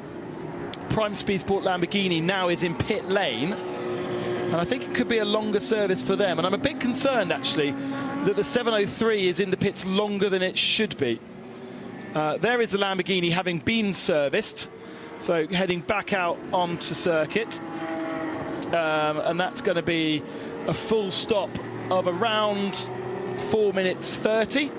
But okay, now out is the 703, so 5 minutes 42 for Vortex 703 in the pit lane. They've actually ended up bringing all three of those Vortexes in at the same time to be serviced at the same time, so that's a bit messy from them too. The Lamborghini doing a 4 minutes and 31 second pit stop with a 1 minute and 8 seconds stationary time. And sorry, it's not a 1 minute and 8 seconds stationary time, it's a 1 minute 8 seconds in the pit lane only. So actually, I don't know if Joe Bradley had his head out the garage doors, but we've seen the Jutta Racing Audi come through pit lane in 46 seconds. It's 11 seconds from pit in to fuel station. So that leaves 35 seconds. Doesn't leave very long to change anything on the car. That car went into fuel station, or didn't come straight Jutta through? Racing definitely went into fuel station because it was 4 minutes long in total. But what I don't know is whether it actually got any kind of servicing at the garage. That was way down the other end. It's a very long pit lane. With the fuel station, it's 1.1 kilometres long, this pit lane. So you come in, your choice is to turn left and go straight onto the pit apron, or more importantly, you need to turn directly right, and it's quite a tight right-hand turn. That'll take you into the fuel station, which is separate to the pit garage, the sort of the regular pit lane, what we're all used to. And taking all of that into account, 1.1 kilometres from in to out. So it is a long pit stop. And if we are going to take full service of tyres, driver change and fuel, then we should see them for a long time. So I'll cover that speculation off, Ben. I've kind of planted myself at Scuderia Praha because I want to have a word with Joseph Kral. I've just learned from the team that the plan was for him to do a double stint. And as we saw, some great driving there, some great opportunistic racecraft, what we saw Joseph up the order into second place behind. So Ferrari 1-2 and the Scuderia Praha Ferrari in second. I want to have a word with Joseph because now he's saying on the radio, maybe just the one stint, thank you very much, because it is hard work out there. So already in the early part of today, it is only 11 o'clock in the morning, and Joseph Kral already feeling the heat in a car that has air conditioning. You know, we know that the 992s do not, and some of the teams will choose not to use the air conditioning in their cars. And maybe this is why Joseph Kral's pace has dropped off over the last couple of laps, Simon Hill, because he's now being chased down by Nico Bastien once more. Yeah, again, it could have been that tactic. He was going to push super hard at the beginning to try and close Jeffries down, which he was certainly doing, get himself up into second position, and it may have just, overworked the car very slightly, overworked the tyres a little bit too much. And again, the opposite could be true of Bastien. Just was pacing himself a little bit earlier on. Certainly looked very strong when he was having that fabulous battle with Elliot Earhart. I can tell you that the Vortex number 703 took on a new set of tyres, thanks to Paul Trustwell for flagging that there is a tyre age section on the timing screens that had already been overscanned on the last couple of rounds, so I'd never seen it. So Vortex have put a new set of tyres on the 703, but a new set of tyres on the 701 and 702, and Jutta Racing did get a new set of tyres on their 72, so in 46 seconds we're able to get a set of tyres on and trundle all the way along the pit lane, which then begs the question why Prime Speed Sport took 1 minute and 8 seconds to do the same thing, because they did take a new set of tyres as well, but their pit stop was significantly, or their pit in to pit out was significantly longer. And we are about to get a flurry of pit stops because Continental Racing by Simpson is in fuel. Red Ant Racing, Mercedes also in fuel.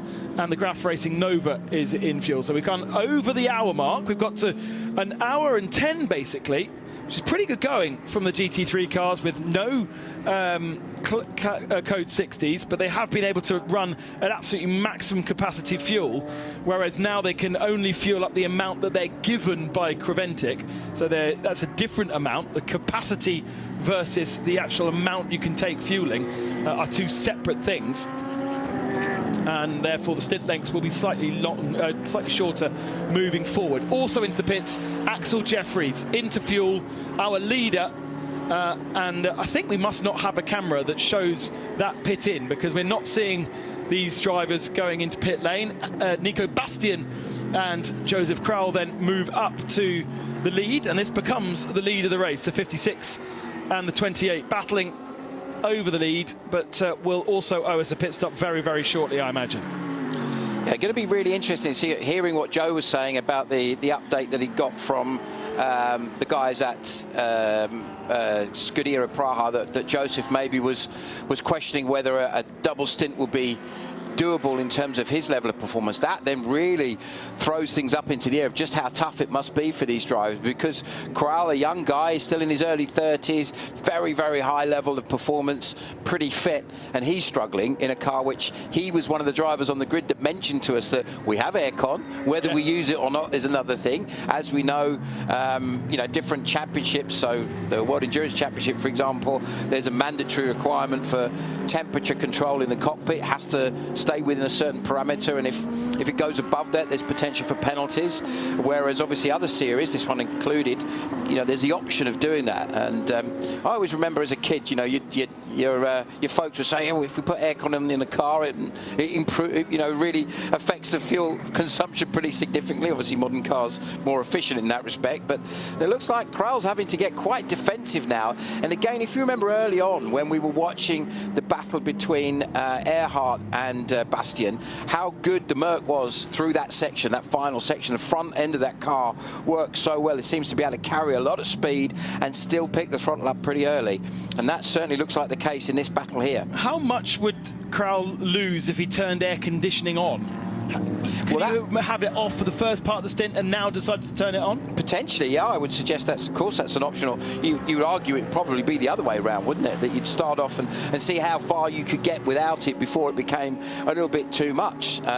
Certainly, I know when you look at just something that I'm familiar with, touring cars, for example, in the UK, we had a race a couple of years ago that was 34 degrees ambient, and the cabin temperature... In the UK? In the UK, at Snetterton of all places. Never. It was 34, 2022.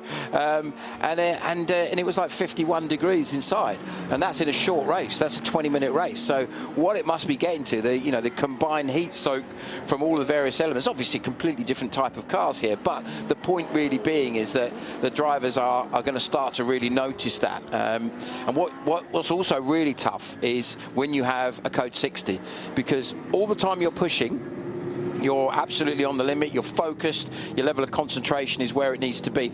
Go into a code 60 and it feels like you're walking. You're suddenly doing 60 Ks after doing, over 200 Ks. It looks like Bastian's going to have a think about into the first part of the Nouveau chicane.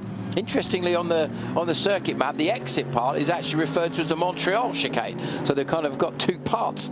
I know we get different numbers now. I always get confused with tracks where I've been used to in my youth having just names, and now they've also got numbers as well. It's like, do one or the other. Can we just have numbers or we have names? No, we shouldn't have numbers ever. We should only ever have names. Yeah, well, that is, we've got 12 hours to have that argument, haven't we? So, well, 11 now. So, but I'm with you. I think names always a little bit more evocative. But we have the opinion of the racing driver, the opinion of the journalist, and the opinion of the mechanic this weekend.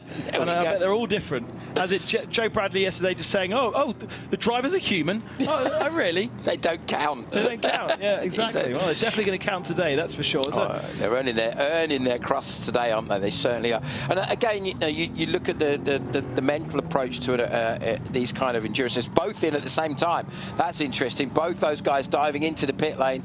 So with 10 hours and 47. I've got some notes here, just making some notes of what time these drivers come in, so we can start to sort of work out as the strategy unfolds that we're seeing. Obviously the 28 car, and of course the Joseph Kral 56 Ferrari coming in. So that would net put the Manuel Lauck, I think, is in as well.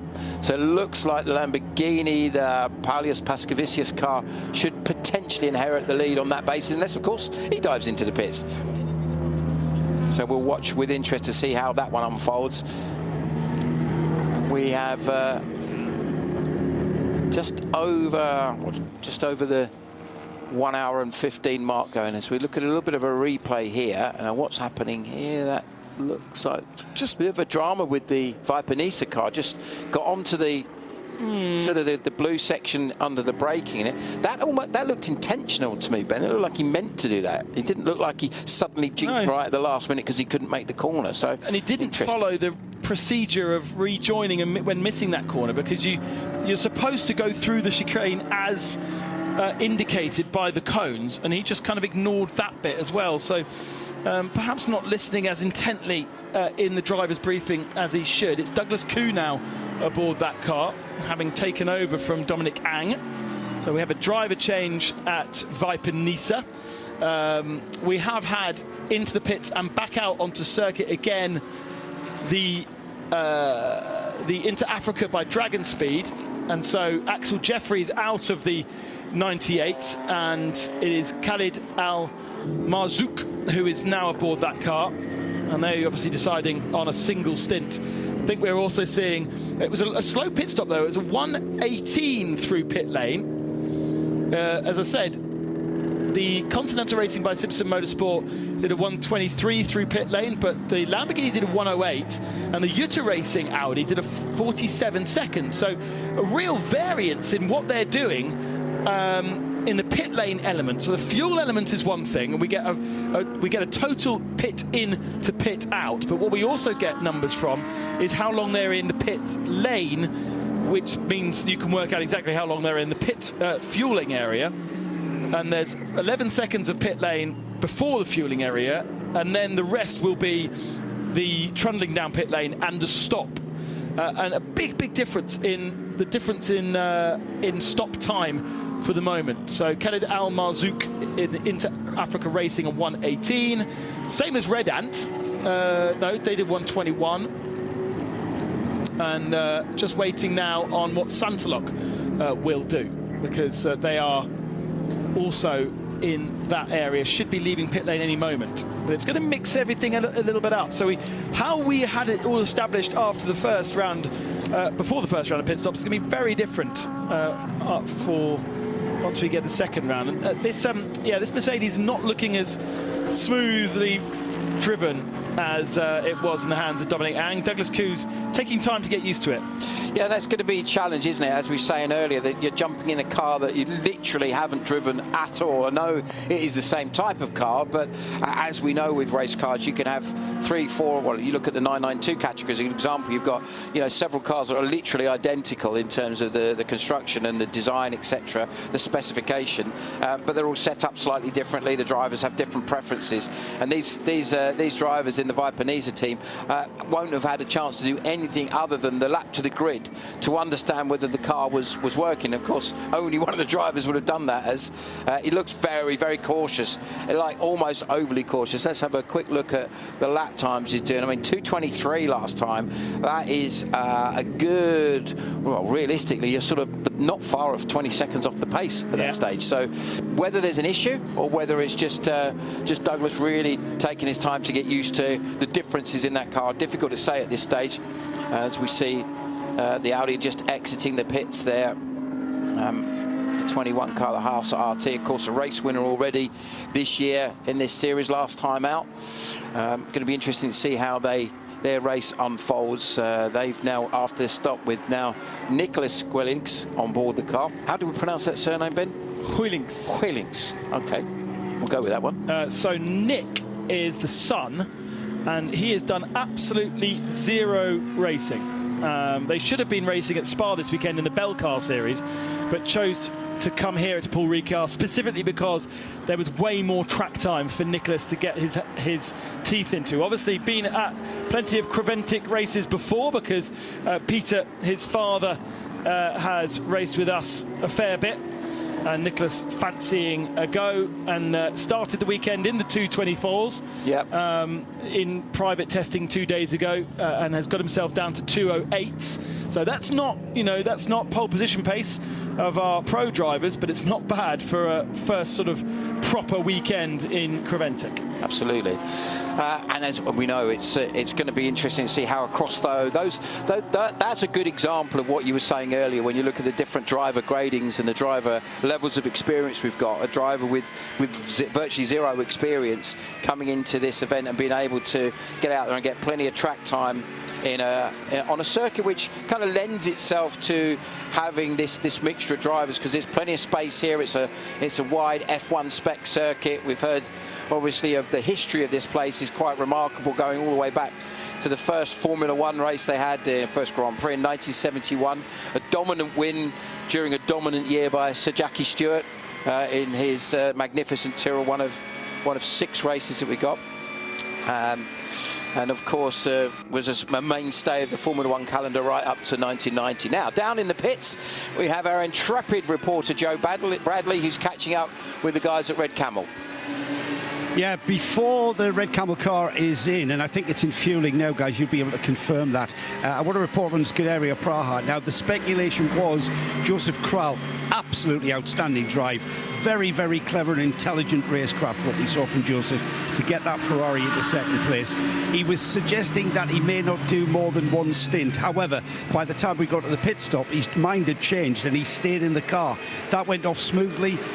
Fresh set of Michelin tyres onto the Scuderia Praha Ferrari, and it's gone and it's back out. I'll give you guys a shout when I have the Red Camel car here. It's 992 Cup class pit stop time now, and it's going to be a flurry of Porsches into the pits now. Yeah, just waiting on everybody doing their pit stops, and then we'll be able to update you on who took tyres and who changed drivers. But I think the story across the board so far is that nobody's risked a double, even though this is probably the best conditions for a double because it's the coolest part of that we will see all day. I just don't think that has worked out. We've seen a lot of changing of names, but we're not quite there yet with everybody pitting. We still are owed Era Motorsport to come in, and Holmgard Porsche hasn't yet pitted. So a little bit of a difference in strategy in terms of how long people are able to get themselves to the end of their stint. Ajith Kumar also going a bit longer. I was always, I'd say this in no relation to the names that I've just mentioned, but if you don't drive as fast, you don't use as much fuel, so you can go longer. And so we are seeing some of those cars that perhaps were at the tail of the field in their particular category being able to go a bit longer in the stint. And actually getting to 10 hours and 40 minutes remaining for a GT3 car to do an hour and 15, an hour and 20 is not bad at all. Yeah, Lascaretos, who's on board the Era Motorsport now, has just come in on this lap. He, as you said, has just done 10, what's that, an hour and 21 minutes. It's pretty impressive, really, isn't it, for a first stint? What's really interesting there is just if you look at the 3 Ferraris that we have in this race, we have the pole position car, of course, of the Into Africa Dragon Racing car that Axel Jeffrey started. This car we see on screen now, which is the Josef Kral Scuderia Praha car, they've been really, really strong on single lap pace. Lascaretos is the newest driver to Era Motorsport. As we were saying earlier, it's his first race for many a year, and also, of course, first race in this car. So he is obviously still finding his feet, starting to get a little bit quicker as the race has gone on. But quite interestingly, it's almost like they've showed their hand. They've got their superstar guys out there. They, Era Motorsport, have yet to put their 2 quickest drivers in the car. So it could be a very interesting strategy. I chatted to the team members as Red Camel come in now, having taken fuel now to take tyres. So that's going to be really interesting to see what level of performance they have. Did we see a driver change? Yes. Yeah. So who's getting on board, Joe, from your understanding? Yeah, Fabian Dance, the much taller, skinnier frame than the other drivers, is now on board. Fresh tyres, and just heard from chatting to Evo about Rick kind of proving that we don't really need qualifying. That car, remember, blew an engine. We've had an engine reinstalled, brand new, and they started at the back of the field. And he's made his way through in just one stint up into second place and in contention for the win. I'm not suggesting we don't do qualifying, because I find qualifying very exciting. It gives us something to talk about on the day before race. Just to give the viewers and listeners an idea of the layout in the Paul Ricard pit, it's very, very distinctive pit here. You've got like little office sections that are at the back of the pit garages, and you have to go up a flight of stairs to get into the office. We might be able to get it. We might be able to see it on the camera, actually. So if I dive into the, I'm just going to. My mic will go. So there's the offices there, and they're all beautifully air conditioned. Whereas the garage area, where the mechanics will have to work on the cars if needs be, this is in the heat of the day. However, all the engineers, the drivers, they disappear into those air-conditioned office sections. From my perspective, I've now got to go into that air-conditioned splendour and spend 5 minutes arranging an interview, which is what I'm about to do, because I'm a bit sweaty down here. So give us 5 minutes. I'll go and drag Rick Breukers down into the heat, if he's willing, and give him a chance to cool off in the air conditioning. And then we're going to chat about how he's got that red Camel car back from the back of the 992 field right into second place, and certainly into contention for the win. It might be, if Joe's really lucky, they might have some grub left over from their little celebratory barbecue that they had. So some cold sausage, you mean? Exactly. Some cold lardy sausage. I'll find out. I'll bring one up for you, Simon. So Kral now tests himself at the front. Interesting there. You look at Kral now, obviously having double stinted. New tyres for Kral there. Three laps it's showing on our tyre age monitor. But looking at the erstwhile leader, the Into Africa's dropped to third. Khaled Al Marzouk now on board that car. His lap times significantly slower. I think he is the going back to what we were saying about the example of ERA, where they've not put their quickest drivers in. They've done the opposite there. The 98 car has run with their quickest driver in Axel Jeffries. Now they've got one of the more AM drivers in there, in Khaled Al Marzouk, and he's lapping around about 3 seconds slower than Joseph Kral, also with new tyres on. Vortex missing the braking zone at the Nord chicane, and no harm done there. Let's run through the order then as we see it, and ignore the timing screen on the screen, because it is either behind, frozen, or just wrong. But from what we see, Joseph Kral leads by 8.6 seconds. So he has inherited the lead after the Into Africa Racing by Dragon have swapped drivers from Axel Jeffries to Khaled Al Marzouk, and they are now 23 seconds back from Joseph Kral. The big winner in that first round of pit stops has to be E2P Racing. The Aston Martin, just 47 seconds in pit in to pit out. Every single car that pits has changed tyres. And in the hands of Oliver Campos, I suppose they didn't change drivers, and so Oliver Campos also doing a second stint, and that is why they've been able to do a faster pit stop, and it puts him up into second position. Khaled Al Marzouk changing driver, a 1 minute 18 second pit stop. That drops them down into third position. Pierre Caffer is in fourth spot, having changed drivers in the number 18 car. Kenneth Heyer is now in the Red Ant Racing Mercedes, having changed drivers.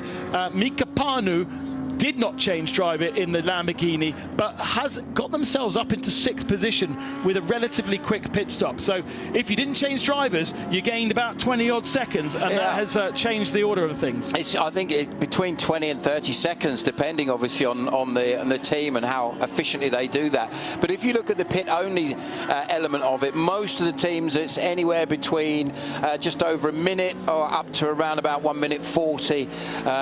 For example, you look at the the change that Era have made, and when Dwight Merriman on board, that was 1 minute 40 for pit only. So they've just gone back out with tyres and driver. So maybe a setup change as well. You look at that, they might have been tweaking something on the car for that to add that extra bit of time on there. Yeah, we saw the 992 category cars doing that because they have a different way of changing the tyres. Sebastian Lejeune were 150, for instance. So we'll keep deciphering exactly what's changed after the first round of pit stops. Let's go down to Joe Bradley with Rick Breukers. We've just seen the 909 Red Camel Porsche just come into the pits. Rick Breukers just stepped out of the car. You can see how hard Rick has been working. Rick, you've just kind of proved how little we need qualifying in these races, from the back of the field to second. Well done. Thank you. Yeah, it was quite a long stint, so we had some time to make up the places. But yeah, really happy with the first stint. But it's a long race. Yeah. Any difficulties towards the end of the stint with yourself or the car?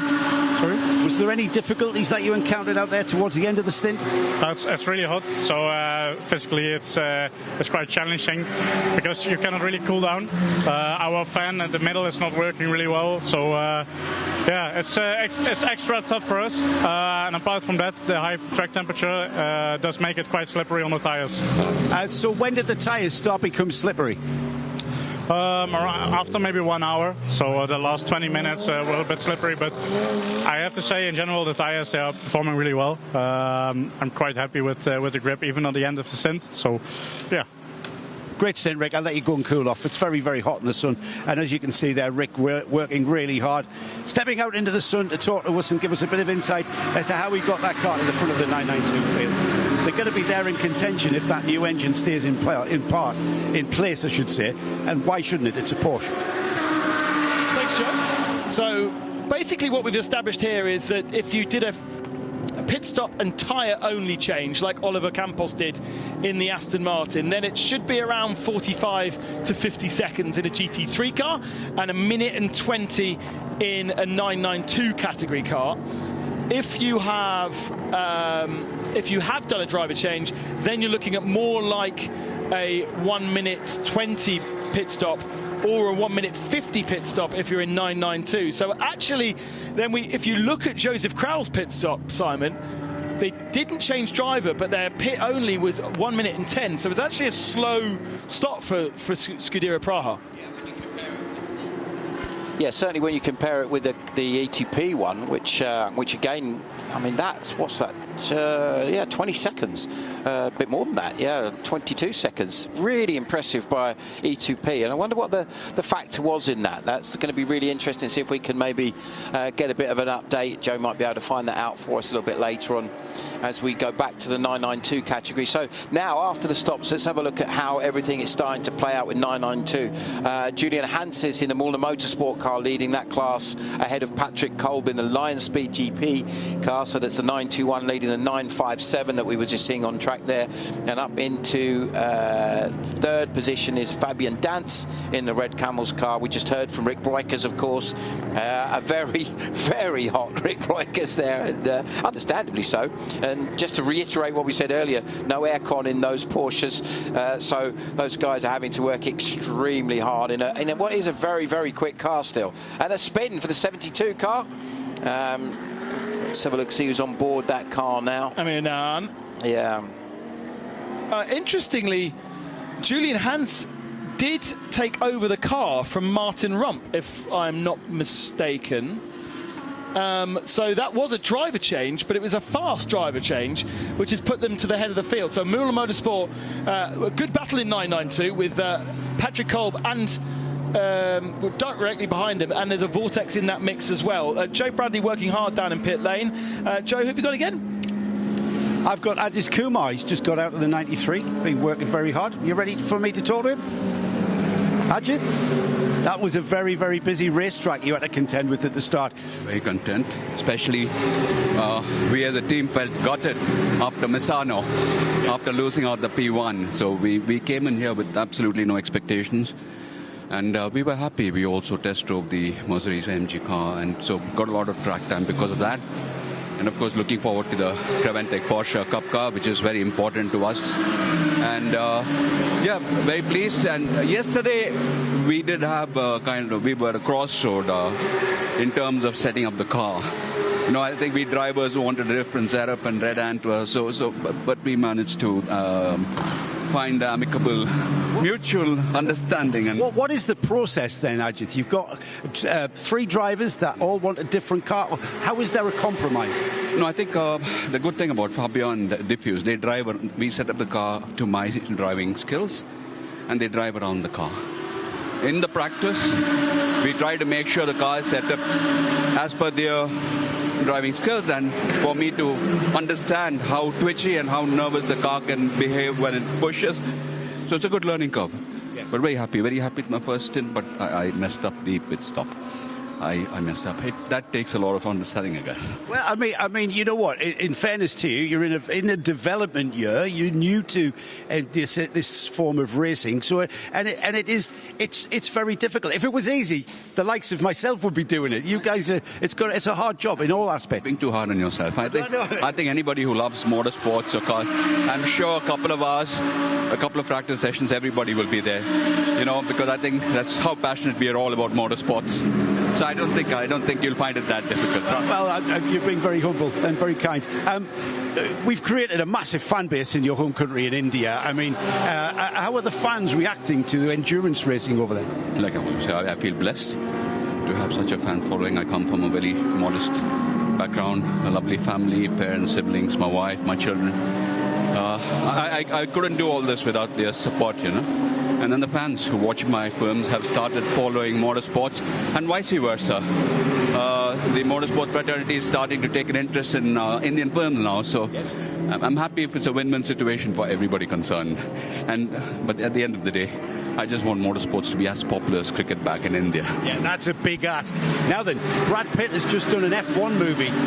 Brad Pitt has just done the F1 movie. Are we going to see Ajith Kumar do a 24H series movie for India, maybe? I guess maybe Fast and Furious, F1, because I normally perform my own stunts in the film. So, right. Yeah, if there's a calling, why not? Yeah, absolutely. Or Fast and Furious sequel or the sequel on F1, yeah, why not? We could call it Red Ant Racing or something. Red Ant Ajith Racing, you know? Absolutely. Yeah, so a lovely collaboration between us. And a special thanks to Red Ant, the crew, Mr. Bert, Mark Goosen. They're such wonderful people. So I guess if I'm performing to a decent level, the credit goes to the boys and the team. I mean, they're so wonderful. I love them, and I love you all. Thank you for supporting motorsports. Extremely grateful. Thank you so much. When are you back in the car? When do you go back out? I'll probably know after Fabian is back, because the weather, we want to see how it suits us.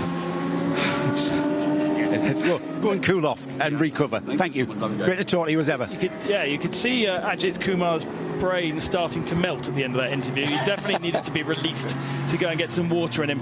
He mentioned the pit stop, 6 minutes 32 in total, unfortunately for the 901. That plays the best in class, which is Holmgard Motorsport, with a 4 minutes 52. So quite a significant amount of time lost in the 992 category cars. And there's a real difference, Simon. That first round of pit stops, everyone took tyres, right? Most people changed drivers. We just saw 4 drivers stay in the car, and yet the amount of time taken in the pits is remarkably different between some of our teams. Well, let's just extrapolate that logic into the balance of the race, and if you look at the time lost there, that's over 2.5 minutes, about 2.5 minutes that's been lost there. You factor that into the remaining 11 stops realistically that we've got to make, and you've got the opportunity to both make or lose that time back up depending on how efficiently you manage that stop. Of course, not every time will you do tyres, not every time will you do driver changes, but every time you stop, pretty much, unless there's something exceptional, you'll be putting fuel in the car, which is really the defining factor with when you stop, isn't it, of course. So that's going to be really interesting to see if teams can once they've done the first stop, there'll be certain things that they go, okay, we know where we gained or lost time. Ajith, I'm sure, will have been sitting down with the team going, okay, I understand. He was very honest there. And I've got to say, we've said it before, but isn't he a gentleman? What an absolute legend that man is. You know, most of us who are not Collywood fans, and I got corrected by Joe earlier. My intense apologies. I think I accidentally said Bollywood, not Collywood, so my mistake, slip of the tongue. Can you explain the differences, Simon? Well, it's more Tamil-based, I believe, is the difference between Bollywood and Collywood. It's my understanding. So again, for the legions of fans that are out there, I do apologise for any mistake on my part. But Ajith, with the world's most ambitious target, let's make motorsport more popular than cricket in India. Yeah. Wow! I mean, that is. I mean, when you think of, I could just almost hear the collective nation inhaling there and saying, "Yeah, we love you, Ajith, and we love motorsport, but cricket, it's, you know, on another level, isn't it?" In that and I can see Joe Bradley wants a part in the Collywood Creventic series. Well, you look at the F1 film that Joe alluded to, how some of the you know, like David Croft and Martin Brundle are using the comms, and then you've got a few of the other fairly well-known journos like Will Buxton, I think, have been used in bits and pieces of the film. So yeah, I can see Joe Bradley. He's got that kind of you know, that sort of silver fox thing going on, hasn't he? It's either that or he gets Brad Pitt to play him. Yeah. Yeah, exactly. Something just sprang into my mind there about who I could see play. I just think you know, it's the northeastern thing of that wonderful accent that you got from that part of the world that you hear Joe and our dear friend John Hindhaugh whenever they're on comms. It's very distinctive. I've never ceases to amaze me how when you go as a southerner like myself, you go up north and you sort of do a little bit of cocking one ear just to work out the dialect and understand exactly what's being said.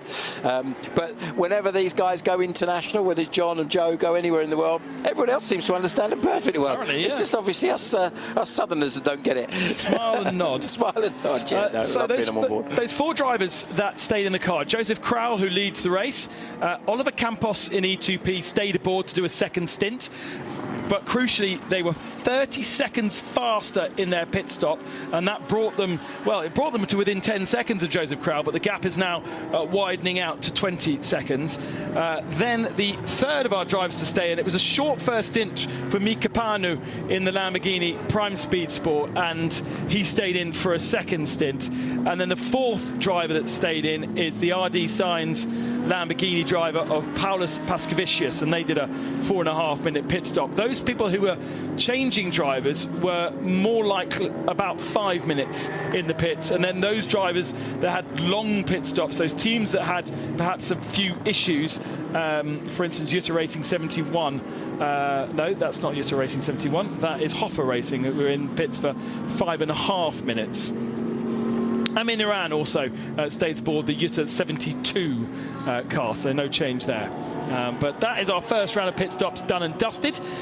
We wait probably at least another 40 to 45 minutes before we get the next set done, but everyone's got brand new tyres. The only outlier to the brand new tyre thing was the Vortex, wasn't it? The Vortex 703, and that was Tom Pieri, who has gone out on used tyres. So everyone else has got new tyres, but Tom Pieri with a new set of tyres. Diana is back in the pit lane.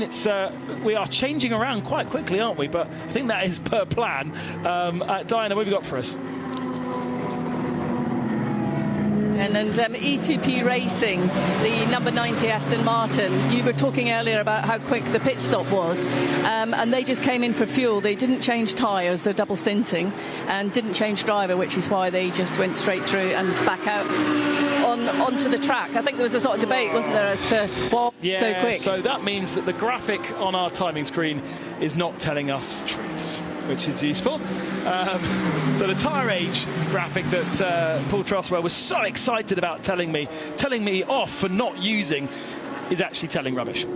So that's perfectly, it makes perfect sense. So then we can now extrapolate that logic to Jutta Racing 72, to the RD Science Lamborghini, and as you said, ETP Racing, all double stinting their first set of tyres. And we'll have to have a look a bit further down as to work out if there are any others, perhaps in 992, but that may be even more risky to do. Yeah, so this battle we've just been watching the last couple of laps, getting a little bit more frustrated, I'd say. The 11 Hoffer Racing car, the Alexander Prince on board that car, chasing down Muller in the Audi just ahead of him, and he's been flashing his lights and moving in and out, and looks to the inside. I think he's got it done this time. Once again, as earlier when we were watching Nico Bastian being very strong through that final section of the lap, going into Beausset, into that long sweeping right-hander and then into the left-hander at Bendor.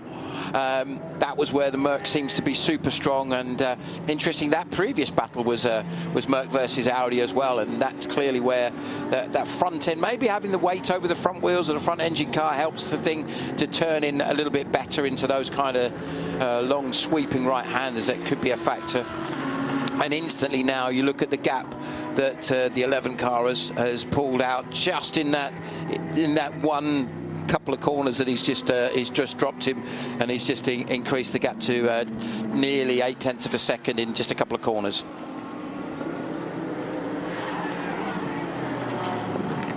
In 992, we have 5-second gap between Julian Hanses and Patrick Kolb. So Müller Motorsport leads Lion Speed. Fabien Dance is another, 11 seconds back in third position. And then best of the AM category is a good half a minute back. And that's the Holmgaard Motorsport car that has Patrick Steen Rasmussen aboard that car. Now, I have had a question. Why is 992 a separate category to GT3? And that is because the 992 category effectively uses the Cup car, the car that you would find in Porsche Carrera Cup France or Middle East or UK or wherever. Porsche Carrera Cup Swiss, for instance. Did you know there was a Swiss one? There's about 15 or 16, I think. Yeah. And this is a car which is used in that one make series. It's not a GT3 car. The GT3 car, if you part the two together, they look very, very different. And the GT3 cars these days are actually built from a bespoke chassis and shell, whereas the 992 categories, much like the GT2 and GT4 category cars, they're built from the road-going version cars and sort of modified. A GT3 car is now a bespoke chassis for racing.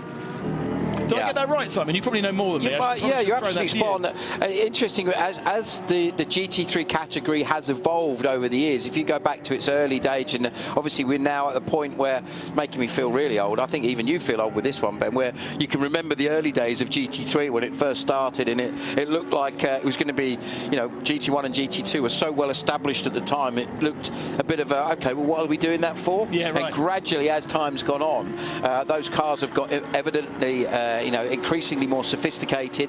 More manufacturers have been able to justify the investment because it's such a global series, or global category rather, that it's used literally everywhere. There's GT racing. GT3 is the uppermost category now. But the early days, the cars were much like you've described the 992 Cup car, as they were essentially an evolution of the road car. They were using the same chassis with some changes. Now, you look at the Ferrari is a really good example. Built actually here at Paul Ricard by Orica. So that's an Orica chassis, very similar construction methods to the LMP2 cars that we're familiar with seeing. All of the LMP2 cars currently racing they all use the Orica 07 chassis that we see at Le Mans and IMSA and Asian Le Mans, things like that. And then effectively a lot of the other manufacturers have now gone that route now. So they're all using essentially a carbon chassis bespoke for GT3 and build a purebred race car, as opposed to the evolution of a very fast road car that was modified. So yeah, we've got that changes. We go back to looking at our 992 category, and a fabulous performance by Red Camel so far. Paul Trustwell's strategy clearly working. Simon, it's your first break time, so you can go and get yourself a coffee as we see the 909 getting a big slide on, nearly on the lock stops. Managed just to save that one. That would have caught his attention, wouldn't it?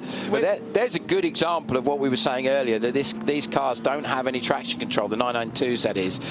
You know, the GT3 and GT4 cars do have traction systems, very adjustable. When you talk to the drivers who utilise the traction control, the obvious is that, you know, it helps to improve the traction. That improves the tyre wear, which is quite significant. But the other key thing is, as the race evolves, and certainly where you've got mixed conditions, there's so many different settings on the traction control and on the ABS that the drivers will change that as the tyre life changes as well. So you may have a little bit more assistance or a little bit less assistance depending on where you are in the stint. And so, you know, if you take something like Le Mans, for example, where you may end up triple stinting tyres, then how you use the systems in the car is every bit as important as it is the actual performance of the car in terms of the overall balance and handling. So with these guys in the 992s that we're looking at, you know, they've got much more limited as to what they can do. So we quickly take a look at the Era Motorsport car, the purple, blue and black livery. Their first season, of course, in the 24H series. Great to see the American flag is being flown on the 4th of July yesterday, obviously. Good for them. Dwight Merriman, a very proud American driver there. A former winner, of course, in class, in the LMP2 class we were talking about, in the Daytona 24 Hours, and has moved across to racing in Europe for the first time in his career, so he's learning all of the circuits. And it was really interesting. You heard Brian DL talking on the grid. He said, never raced a Paul Ricard before. You think of all the racing that Ryan's done. He's been racing for many years. I remember Brian racing in Formula Renault single-seaters in year 2000 with his brother John, and racing against some guy called Kimi Räikkönen. Whatever happened to him? We need a crowbar. But Simon, you are over your stint length. I've run out of drive time. I've got talk time. Bradley's turn, so I will go and grab a coffee and then catch up with the racing later, folks. We'll welcome Simon back in post-lunchtime, because it's coming up to midday here local time, and we've got our lunch stints to get through. So Joe Bradley joins us in the commentary box in just a few moments' time.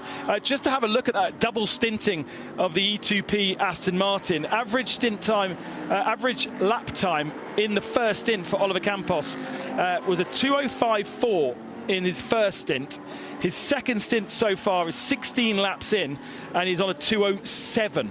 So he's losing chunks of time to Joseph Crowell. He's going to be caught by Pierre Caffer pretty quickly. And so Diana's reasoning is absolutely correct. They're double stinting that tyre, and the performance is really dropping off by about a second and a half. So that tells me, if you look, for instance, at Joseph Crowell, who's able to pretty much equal his average lap time from the first stint to the second stint, because also we haven't had very many yellow flags,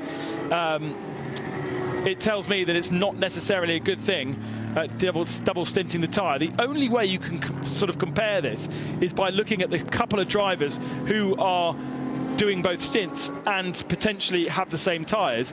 Mika Panu is the same, and he is about a second slower in this second stint average-wise than his first. And so there is Oliver Campos. And I don't know what I'd do, because Campos is 17 laps into this stint. His first stint was 33 laps. So he's possibly able to go another 10, 15 laps. But if you're losing over a second per lap because you're on a old set of tyres, you surely just call it and come in and get yourself on an offset strategy or something. Joe Bradley is the man to ask that question. Well, we've heard that by the end of the stint that the tyres were a little bit slippery, let's say. So you are risking, you're risking, certainly in these weather conditions, you're risking the driver fitness coming into play. You know, I saw a lot of really overheated drivers, very athletic drivers, very young and athletic drivers. We saw, you were spot on with Ajith Kumar. I saw exactly how heated he was becoming. And that guy is Indian, remember? Yeah, so right. These temperatures are quite temperate. This is an Indian spring, isn't it? And Ajith, you've got your fireproof underwear on, you've then got a 2 or 3 layer Normex suit on, and that heat build-up just generates, and it builds up and it builds up and it builds up. And when I asked him to the front of the garage, garage, which is very, very hot. And when you come out of the garage, there's a little bit of airflow in the garage, but then you bring him to the door to do the interview, and you can just feel that wall of heat as you step outside. And yeah, you're risking your driver. It's a bit of a risk, but you know what? You don't win anything by not taking risks, do you, in this game? I just don't think it's working out. I mean, just looking at the average lap times, it just doesn't seem to be working in their favour. And just so you're aware, Joe, so he's about 2 seconds off, is he? You can ignore this, even though Paul Truswell was very... Yeah, he was pushing it. Yeah, so the tyre age... Rubbish. Is it? Yeah. Because it implied that everybody had changed their tyres after the first stint, which we kind of guessed. It's the tyre age in the stint or something, it's is the it? tyre age, the stint, rather than the tyre age overall. So it's not... All right, so it's being reset every time So we go out. if the tyres stay on the car, that doesn't gauge the tyres staying out there? Logically it should, but right, it doesn't. okay. Yeah. All right. So he's 2 seconds off the leader, Kral, at the moment, who also, in fairness to Joseph, he was a superstar back in the day. Remember in the days of Formula BMW and Formula 3? Absolutely. He was destined for big things, and GB2 is where he competed as well. So we know we've got a superstar in the Scuderia Praha car that leads, and he is leading last time through 2 seconds quicker. The Sonderlock car, we don't need to tell everybody who Pierre Caffer is, Le Mans winner, former Works Audi driver. He's 2 seconds a lap quicker, and Campos is falling back towards him, isn't he? But Campos is on a set of tyres that has done all of the laps. So we are on lap 51. Yeah, and I forgot to mention Kral changed tyres. Yeah, exactly. Kral changed tyres, Caffer changed tyres. Pretty much everyone changed tyres, as I say, apart from the Lamborghini of RD Sainz and the Lamborghini of... Prime Lamborghini Prime Speed Sport did change tyres. They did change tyres, yes. They did change tyres. Jutta Racing 72 did not either. What we don't know is what happened in 992, because the pit stop time there suggests that they did, Müller Motorsport did a 119 versus a 150 for Lion Speed. So was that just a really slow pit stop? Sebastian Lejeune also with a 150 in their pit stop, and you could do a 120. So there's obviously something going on there, which unfortunately didn't have cameras on it. Do you not think though it's averaging out 30 seconds? Yeah. These over-timed pit stops are about 30 seconds over. So there's some sort of regular process that's happening there in comparison to other cars. Yeah. I don't know what that is. It's but we don't know what it is. Something to find out, because when you go to the teams, you go, anything to report from that pit stop? They go, no, everything was fine. Everything was fine. Everything is fine in their world because they're doing whatever they plan to do. It's just in comparison to other teams, which to a point they are paying attention to the other teams, but not under a microscope. They're too busy for that. No, and don't forget that Patrick Niederhauser in that Lion Speed Porsche had moved himself up to well ahead of the rest of the field and leading 992. So the fact that then the pit stop's half a minute slower than the competitors around them completely nullifies everything he's done, because you can gain a 1 second a lap across a 30 lap stint, which is across an hour, and you have a 30-second advantage. One pit stop, 30 seconds slower, boom, all goes. So it's a huge amount of effort. So the simple mission task for Diana is to find out, is to maybe pop along to Sebelju Racing and ask them, we've calculated their pit stop to be 30 seconds slower than the cars around them in the 992 class. Well, Lion Speed or Sebelju, yeah. Lion Speed, but Sebelju, because they were at the front of the field. As well, yeah. Lion Speed have maintained their second place. Yeah, but they lost a huge amount. But they lost a chunk of time, yeah. So maybe one of those teams can answer that question. Maybe. well, they will be able to answer that question. Whether they'll relay that to us is another matter. You know, the teams don't have to tell us. It's a very friendly pit lane, this one, in the 24H series, and teams are open. It's not, we're not back at Le Mans with security on the gates. The teams are open, but again, tactically, you don't want to give too much away.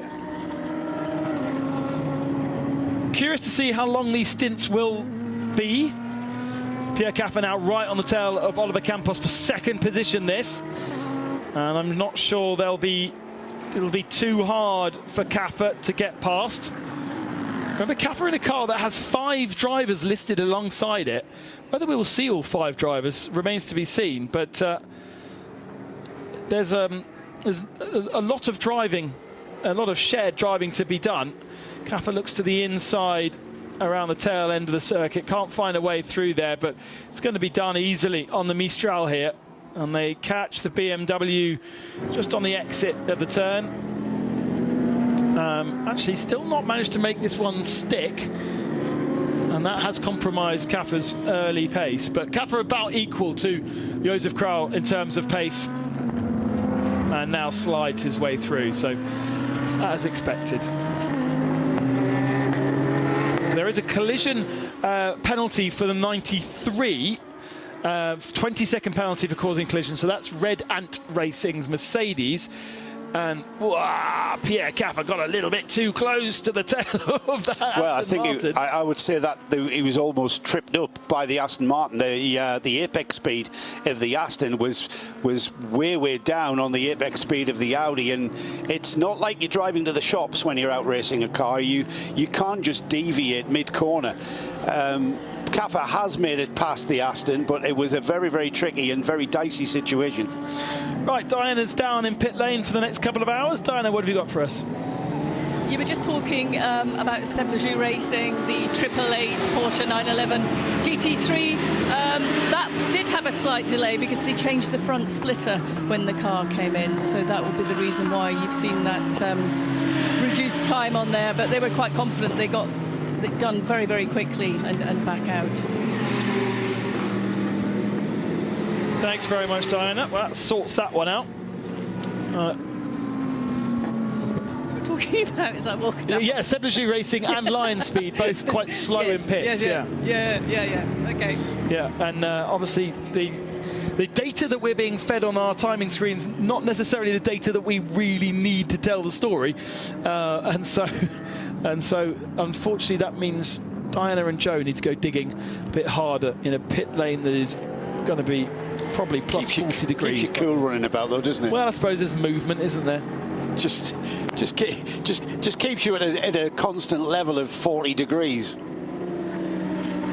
the moment, everyone's taken as the opportunity, you know, from the team perspective, as you would have seen, Joe, to stay in that shade area as much as possible or stay in the air-conditioned offices out the back. But they're always ready and waiting and absolutely prepared for any moment that they need to jump into action. And I can see some of the teams going around checking all the equipment in the garage, because in this heat, of course, they need to keep doing that just in case there's any slight changes to anything that they're using. But I've noticed that a number of teams are sort of quite vigilant of that and having a wander around, and also very kindly coming out and asking me if I need any water or anything. So that's very much appreciated. Any rosé been offered though, Di? Not yet, no, but there is some this evening. Is there apparently. really? Yeah. I know where the stash is. When you go missing, we'll know where you are. Yes. Chilled rosé. I'm not a wine drinker. It's so early. It's only midday. It's 5 p.m. somewhere, mate. No, but I mean it's. You're on 10 hours. Are we on? Is this classed as the French Riviera? Yes, it is. Yeah. Well, there you go then. Yes, but we're stuck in a commentary box. We've got 10 hours of cars. I'm not suggesting we drink rosé, Ben. That would go horribly wrong. You say that though, but whilst you're here, Joe, we do like a deviated story. The early days of the Spa Grand Prix track commentators I used to visit as a kid. For the Grand Prix, that used to speaker box, the commentary box used to be above a catering area, and so they would get a bottle of red wine and the starters from the hospitality pre-race, and they would all be sitting cheersing for a good health through a good race just before the start of the race with a nice bottle of red. Yeah. By lap 20, they were asleep, were they? Well, I mean, I know that. What sort of era are you talking about there? Oh, that's 2000s. Oh, really? Right, yeah. right. Not going back to the 80s. No, I mean, going back to my father who commentated at Le Mans, he took over commentating at Le Mans from his uncle because his uncle became too drunk in the evenings after having a nice evening meal with the ACO. Right. So your dad would step in and... So my dad would step in and do the night. Right, okay. Yeah. And then in the morning, depending on the hangover situation... Yeah, really? Is that right? That's brilliant. Take back over again. But only during COVID did I have a couple of whiskies during commentary. In my pants. I'm not sure I could do that. Josef Kral is being very impressive this weekend. Oh, why is he coming into the pits now? He's done. It's just gone off the screen there. No, yeah, it's slightly short, isn't it? 21 laps. Did 35 laps in the first stint, which was a good stretch, wasn't it? 1 lap more than the E2P car. Is that the E2P car, Pierre Caffe? Well, E2P, that's so Campos. So our first 2 cars, I don't know what's going on there. All right.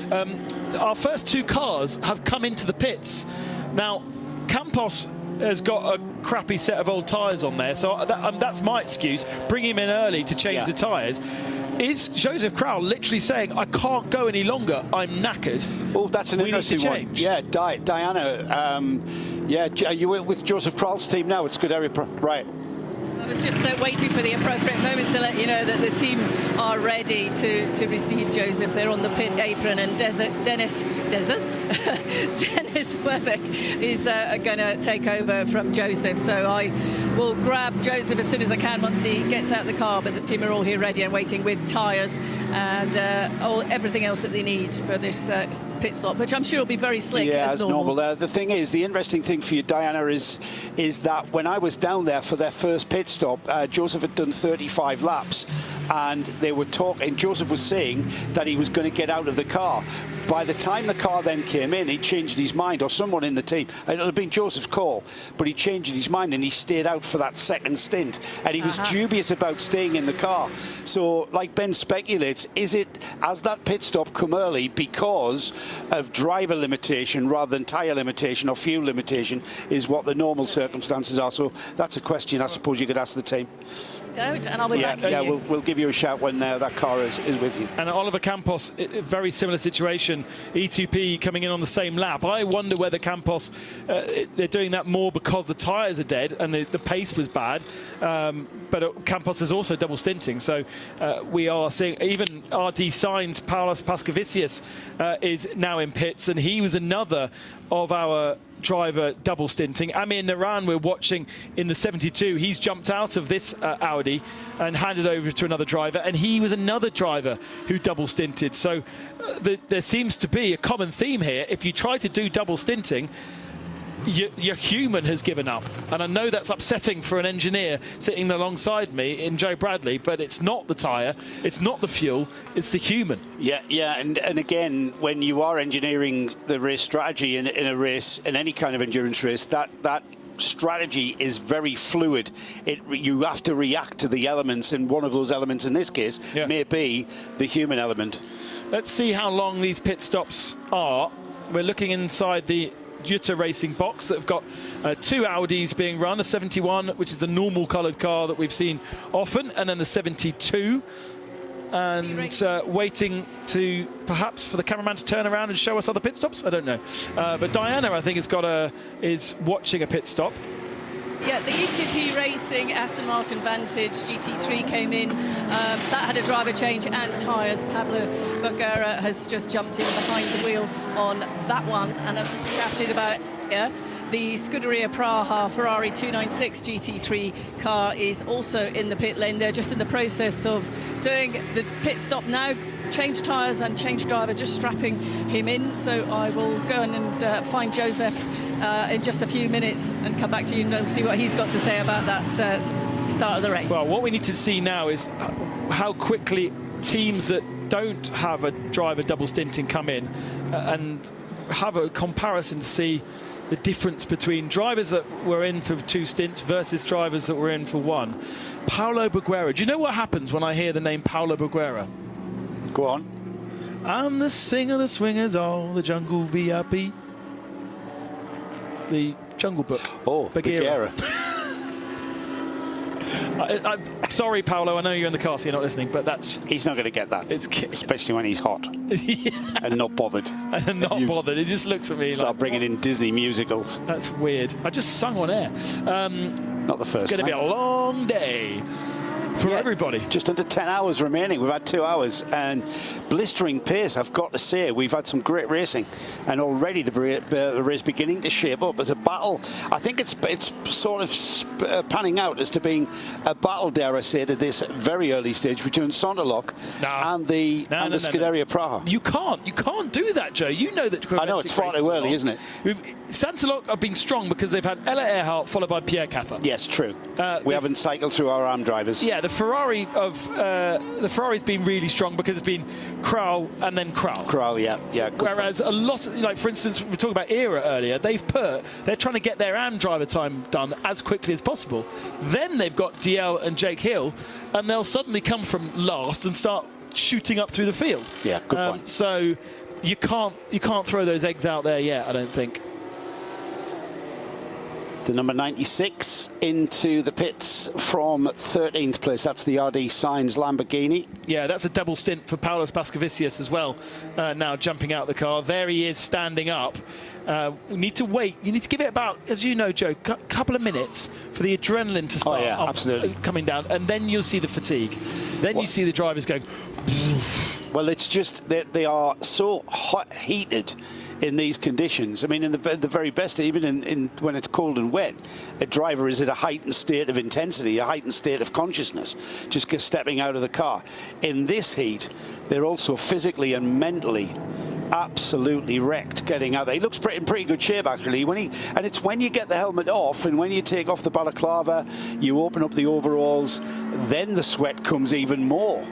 As you begin that cooling down process, then the body reacts by sweating even more, and that's when you've got to be very careful. So yeah, I mean, out of respect, I've learned over the many years I've been doing this, you kind of give them a little bit decompression time, unless of course the context is that I want to get in like the Daily Mail and get that controversial comment, and you know, because there might have been an incident, you want to get the emotion, etc. But that's very, very rare. Usually it's been respectful and letting the driver decompress. Last weekend at Spa-Francorchamps, there were 2 pit lane interviews done where the driver passed out after the interview, and there were 2 drivers that did not make it to the press conference at the end of the race because they were too overheated, not dehydrated, but overheated. Yeah. And the moving in the car with the air passing through them, because there are air vents passing over, fine.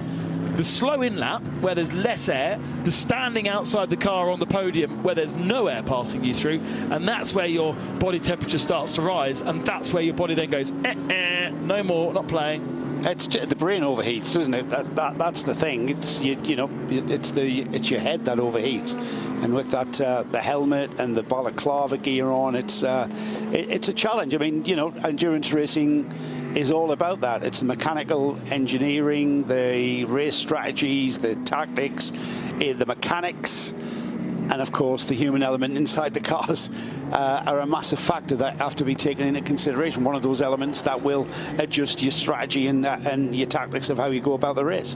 In comes TFT, a team from Nogaro. Were they coming to the pits? They were, weren't they? So Patrick Charlet. Another French track to add to the list. Yeah, I think we said that yesterday. Did we? Yeah, that was one of the ones. I think that's where we started, didn't we? If you didn't watch qualifying, we listed all the French tracks that we could think of. I missed a few, but that looks like... Has he come into the pits? He hasn't come into the pits. He was just offline. Yeah, completely offline. On board with Tracy Crone. He said he didn't mind the heat, didn't he, yesterday? Yeah. When he spoke to Diana Binks. He He's said, Texan, don't worry, isn't I'm Texan. I'm from Houston. I'm used to this heat. Well, let's see, because those 992 cars do not have air conditioning. And Tracy, 70-year-old, long-term member of the motorsport community. My stats say he's done around 200 races in his time. I reckon he's probably done way more than that. I know that relationship with his driver coach and mentor, Nick Johnson, has been going for 25 years. What a team! Well, I mean, what a team setup to have that relationship that extends across the. You know each other's. You know how each other's going to think. You know when each other are asleep. You'll be able to sense it. You know, even when you're thousands of miles apart, you've still got that connection. He's been quite careful on the throttle, is Tracy, for the moment. Not on his outlap, so just getting around and doing the laps as he was doing 2 weekends ago at the Nürburgring 24 Hours. Diana in the pits, what have you got for us? Sorry, you're just buttoned off, but you can now talk. No problem. Yeah, I have Joseph Kral from Scuderia Praha, who just brought that Ferrari in, and I had to go and get a drink and just cool down for a few minutes. Joseph, how tough is it today? Well, it's pretty tough. I was expecting it to be a little bit better, but the only issue is that I don't like the Finnish sauna, you know, when you go to proper heat. It's not my favorite. And now in car there was about 65 degrees, so it's pretty hot. So it feels a little bit like a swimming pool, and we have also the cool down vests and things. Put it on. A bit. Joseph's putting his cool suit on just while we're having a chat with him, for anyone that's just listening and I'm wondering what's going on. But it's hard work, isn't it, physically? And also it can affect you mentally if you've not hydrated enough. Yeah, it is. It's pretty hard work, but overall, you know, we wanted to do the double stint, which was a bit longer, but we gained some time, so we'll see how it goes now. Probably I will do it 2 times more, so I still have to keep some energy for the rest of the race, because my limit is 6 hours, so I cannot do more, so I will be trying to maximize my time in the car. Because the car is pretty nice, it's decent, the speed is fine. I mean, you have to work hard to make the lap time, because it's really hot, and it will be even hotter. So yeah, we'll see how it goes. At the moment it's quite smooth, and I had nice racing in the beginning of the race, so I enjoyed it a lot. Because not only are you driving, you're also mentoring as well with the team and advising the other drivers. So what sort of advice are you giving them now? Survive. Turn the air conditioner on maximum and survive. Because for the pro drivers, you don't really use the aircon because you want to be faster. But for them, you know, it's really about to try to keep fresh and try to focus, because that's the most important and most difficult part. When you are really overheating, then it's difficult to really catch all of the apexes and to be precise, which in the end is lap time. If you lose the apex here a few times, you immediately lose like 1 second. So you really have to focus, and with the heat, it's really difficult. Joseph, from a driver's perspective, on an endurance race like this, how do you balance caution and aggression during stints? Well, it's difficult, you know, you have to try to read the drivers which are in front of you at that moment, to understand if they are more experienced or less experienced. And because of that, you know, you have few corners mainly, that just to understand how they drive, and then you have to judge how aggressive you should be. Of course, you have to sometimes take some risk not to lose that much time, but because it's the beginning of the race, you don't want to take that much risk to lose the car or crash or something. Okay, Joseph, I'll let you go and get some water and cool down a little bit, but thank you. Thanks very much for having a chat with us. That was Joseph Kral there from Scuderia Praha with the Ferrari. Yeah, I think in case you didn't hear all of that, we did lose a little bit of sound inside the garage, but we were just talking about how he balances aggression and caution during a 24-hour race. So it was really interesting to know from an experienced professional like him how they balance and read the race as they're doing it. But he also is mentoring the other drivers within the team as well as driving himself, so he's very much involved in the strategy. So he's perfectly placed to give advice to the other drivers to what to expect. But he said it was incredibly hot inside, which is why they put a cool suit on him in the middle of that interview, but he very graciously carried on chatting to us. So it's about keeping hydrated as much as possible and managing the situation, because the car does get incredibly hot inside, and it's probably going to get even hotter. So they're just working their strategy as they go along. But he said he really enjoyed that first stint. He had a great start to the race and was perfectly happy with the balance and the pace in the car. Okay, so it was about 6 laps earlier than perhaps was possible from that car, because I think we have seen coming into the pits Pierre Caffer after 28 laps is now in pit lane. But is this a scheduled stop for Pierre Caffer? Because hearing that there may have been a collision between the Audi, here he goes to the inside, Oh, and he's coming off the circuit there to get past the Era Motorsport Ferrari, and they've both spun. And so surely off camera there was a collision there. There's got to be. So that was coming through Sing Corner, isn't it? Sing as a very, very fast corner, and they basically just came together at the next one, which is Bosse. And it doesn't look like there's any damage on that right-hand side of the Era Motorsport Ferrari, and that continues round. However, Kaffer has come into the pits. Yeah, he's in the pits. I'm not sure whether that was scheduled, though. But he's done 28 laps, so that might be. We're seeing cars coming in a little bit earlier in their second stint. Yeah, but the people who came in earlier were drivers who had double stinted. Yeah, or the tyres are double stinted. Yeah, exactly. So I'm not convinced that Kaffer is coming in without an issue here. Catching up with the Era Ferrari, everything looks straight on that car. It seems to be okay.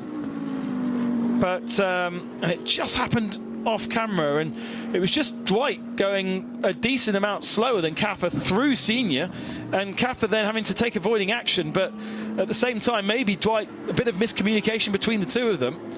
Ferrari carrying on, but no other cars coming into pit lane. So a bit of a question mark as to why Santalot Junior team are in pits right now.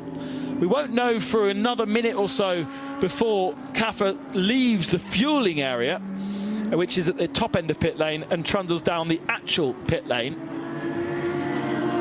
And, you know, today is not going to be a day where Code 60s decide the winners and losers. Today you've said that now, Ben. No. I've already said it earlier. It's absolutely not. There's too much runoff area. It's a hot day. I just don't see it. I don't see it. Yes, two cars collide on circuit, dirt on track, we're going to get Code 60 for sure. But it's not like if you spin, you get in a gravel trap and then we have to recover you. You just carry on. And so the wins and the losses are going to be done on track in the pits, particularly, but also in the performances. It's going to be a real pure performance-based race, this one.